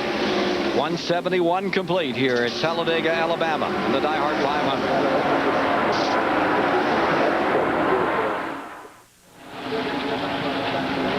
With you at Talladega, 174 of 188 complete. 9 cars continue to hang together for that lead. Interval is what, Ned? Well, the interval from first to ninth is only 1 1/4 seconds, so Sterling Marlin's within a little over a second of winning his second race. The bad news is that he's in 9th place. Well, there you see the second group. Terry Labonte in there fighting in 10th. Bobby Labonte with him. Michael Waltrip, Morgan Shepherd. Back up front. And there you see Junior Johnson's cars, 27 and 11. In a frisky little fight for first spot. Jimmy Spencer has it. Bill Elliott's right there. So long for Elliott. 92, Atlanta's last win. He tried a little something there coming off of turn 2. He dipped down to the inside, tried to break the draft. He's setting himself up for the last lap or so, trying to see what he can do. Where can I get a little bit of an advantage? He was able to pick up a car length or 2 on Elliott. Elliott picked it right back up once he got back directly behind him. Replay of yesterday. Except I believe there were 15 cars around when they came to the stripe. We saw them lapping Jimmy Hensley's car, all torn up, nose off it. Sheet metal anyway. As they came to the trioval. Last last time Junior Johnson cars were first and second, we got to go back to the mid-80s. North Wilkesboro, where Neil Bonnet came home first and D.W. came in second. There's Ernie Irvin, previous winner here, trying to bring that Ford around this pair of Junior Johnson Fords. Robert Yates against Johnson, full-time racing here. Take a look at the front group. And then that second group running in the lead lap. Led by Terry Labate, running in the 10th position. But they're losing ground to the front running group. The 12th position is Terry Labate, or Bobby Labate, I beg your pardon, running right on his brother's back bumper, and Morgan Shepherd then right there behind Bobby. Michael Waldrop's in there, and Michael Wallace. What a good day for Michael Wallace. Yeah, great day for John Levy Ford, number 90. Being shown in 14th position. 10 more laps. Yep, 10 more when they come by this time. Blake Speed and Todd Bodine are still in the lead lap, but as we guesstimated, they would not be able to run with the leaders, so they've fallen back. 16 cars in the lead lap. Here's Mike Joy. Well, every time Jimmy Spencer looks over to his right inside that car, he sees a big stuffed doll. He carries one in every race that they then auction off to raise money for Ronald McDonald Children's Charities. Today, appropriate enough, the Hamburglar. And if Spencer wins this coming from 16th to 1st after that last restart, there's going to be a lot of stuffed dolls up and down pit road here. Yep. Well, there's definitely a burglar out there right now. Jimmy Spencer trying to steal this away from his teammate and the rest of the field. You got the deal now. You got the first three sort of breaking out. The next crowd now is going to start the race. So the first three is going to be getting long gone after about. First four cars are Ford. Chevrolet rides 5th. And Pontiac having a good day with Wally Dahlin back in 6th. So Wally caught down on the inside right now and is about to go to 8th. He just did. Unfortunately, Richard, I'm sorry to report that here. Well, when he pulled down, that was not the thing to do, but he's still got to try, you know? Yeah, sure. There you see Dahlin back. He's slipped back a couple of spots in behind Ricky Rudd now. On board with him behind Rudd, who is 7th. Sterling Marlin just up in front of Ricky Rudd. From Ricky Rudd's bumper camera looking back, 190 miles an hour plus. 180 complete this time by.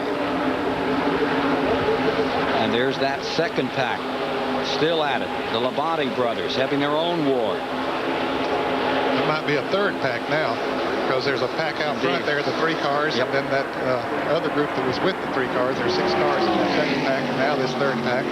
10th, 11th, 12th, and the rest back there. Terry Labate for the moment in 10th, and Bobby trying to take it away. Here's Elliott, again taking a gander on the inside.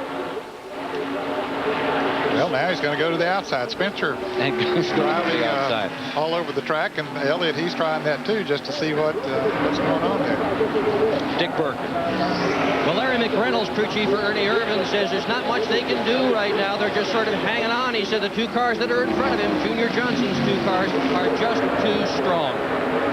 Junior Johnson has said racing, when you get in there and you stick your nose in a hole, competition feels like it's in the wrong place. They want to slap your nose out of the way. You just have to stay out there and stand your ground. That's what Jimmy Spencer's doing right now. Yep, he's standing his ground, no question about that. And I'm going to predict that they aren't necessarily going to work together to help one of the Junior What do you Johnson think of that cars prediction, win the race. Richard? I think they are going to work for themselves to try to win the race and let Ernie Irvin fall where he will.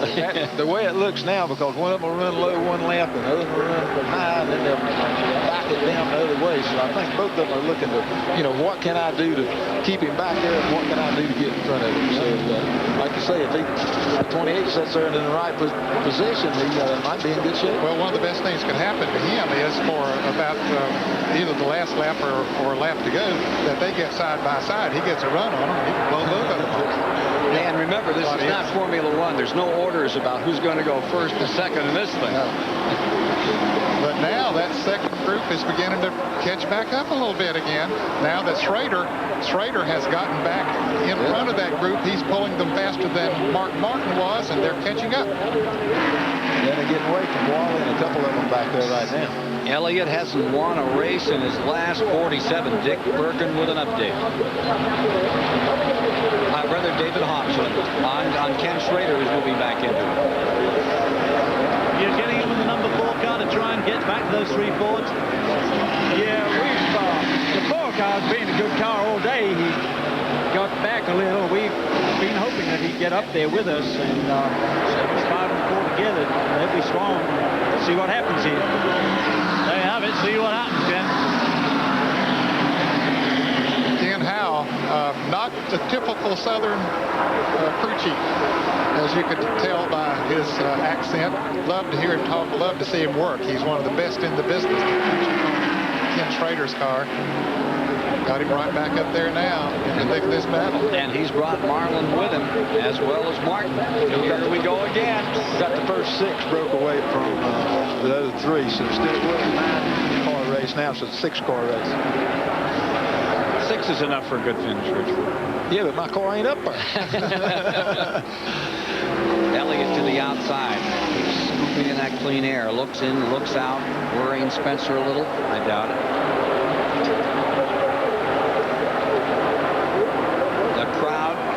May have bought those seats. That's what the old saying was about short track racing. You may buy a seat, but you only need the edge. And that's what's happened here today. Jimmy Spencer trying to become only the 87th driver to win 2 or more races in the history of this sport. As long as this thing's been going on since about 1949, only 86 drivers have been able to win 2 or more. Now, Richard Petty had a whole lot to do with that. Hey, he won 200. So Jared, he won 50. And Ned had a good start in it, too. You can bet on that. Looking at that high side once again. He's trying to figure what he needs to do. Bill Elliott in the swing. Inside. 3 laps to go. Works it like a giant pendulum on a clock. He just looks them over. Here comes Ernie Irvin. And for the moment, Spencer draws away 2-car lengths. That should disappear right on the straightaway if they pull together, and that's what they're doing.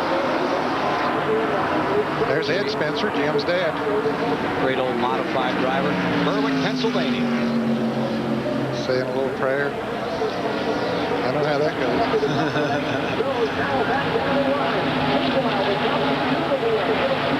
Coming down 186 in the book.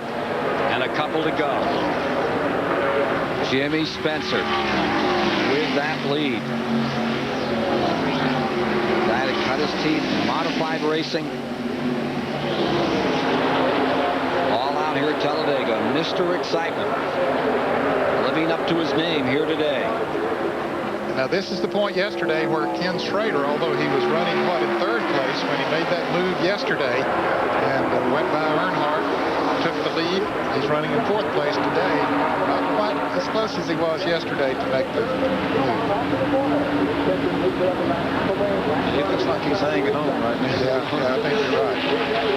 Figure his best finish in this race was his 5th start, or something like 24th. My, how things change. There they are lapping Hutch Strickland as they come back to the line. White flag is out, 1 to go. Jimmy Spencer bears down. Bill Elliott comes after him. Here comes Schrader looking high. Don't think he has time enough now. It's between the Junior Johnson cars, Ned. Yeah, Ernie Irvin went a little high there, lost some distance between the 2 front runners. Now he's going to have to fend off Ken Schrader. Here comes Elliott trying to move down on the inside. Now he goes to the outside as Spencer blocks him off there, goes high and blocks him off up there. What they need is a 3rd dancing partner. Elliott needs a little help to be able to get by, but he doesn't have any help. Elliott, everybody's pretty much on their own. We'll take one more shot for sure in this try-over. Here he comes, up to the outside, guns it for the inside. Here we come for the finish. Coming to the stripe. It's Spencer. Jimmy Spencer has just won his 2nd restricted plate Superspeedway race, defeating his teammate Bill Elliott at the line. Boy, he wasn't even going to let him through. Mike Joyce down there with a winning crew. I was too busy. I tell you what, this team's finally coming together, and I really appreciate Junior for letting me have this opportunity to run this great team that we've got with McDonald's, and I'm tickled to death. Mike, you said in January or Daytona, you told me now we've got a driver who will get that car to the front. No kidding. After that restart, starting 16th, did you honestly think he could win it? Well, we did it at Daytona, you know, and it makes it easier when you got a guy that's gonna give you back 100%. When you give him 100% and he comes back and runs like he did today, I tell you what, it makes it easy. Great job. Congratulations. Thank you. Third place, Ernie Irvin takes a 16-point lead over Dale Earnhardt in the Winston Cup standings today. But here's the man they're talking about. Jimmy Spencer has just won his second race. David Hobbs is standing by with Junior Johnson. Hey, Junior. A first and a second in this race. I mean, how does that feel at this time of the year? Well, we ran real good at Daytona. Well, Bill and Jimmy both did, and Bill got into the wall a little bit, you know, trying to get by another car or something. And he was equally as good as Jimmy was here today. You know, it's you hate it one has to lose, but you know, if it's both your cars, you know, it's okay with me. I guess it is okay with him, Ken. Indeed it is, and it's okay with Jimmy Spencer and his dad. You'll meet them in Victory Circle shortly. Great moment for the Pennsylvania racing fans as Spencer brings them another victory.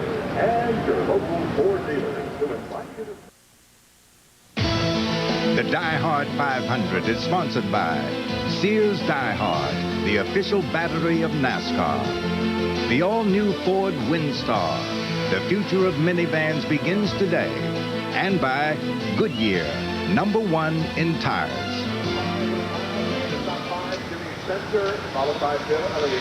Coming up next, CBS Ion Sports takes you live to the Grand Olympic Auditorium in L.A.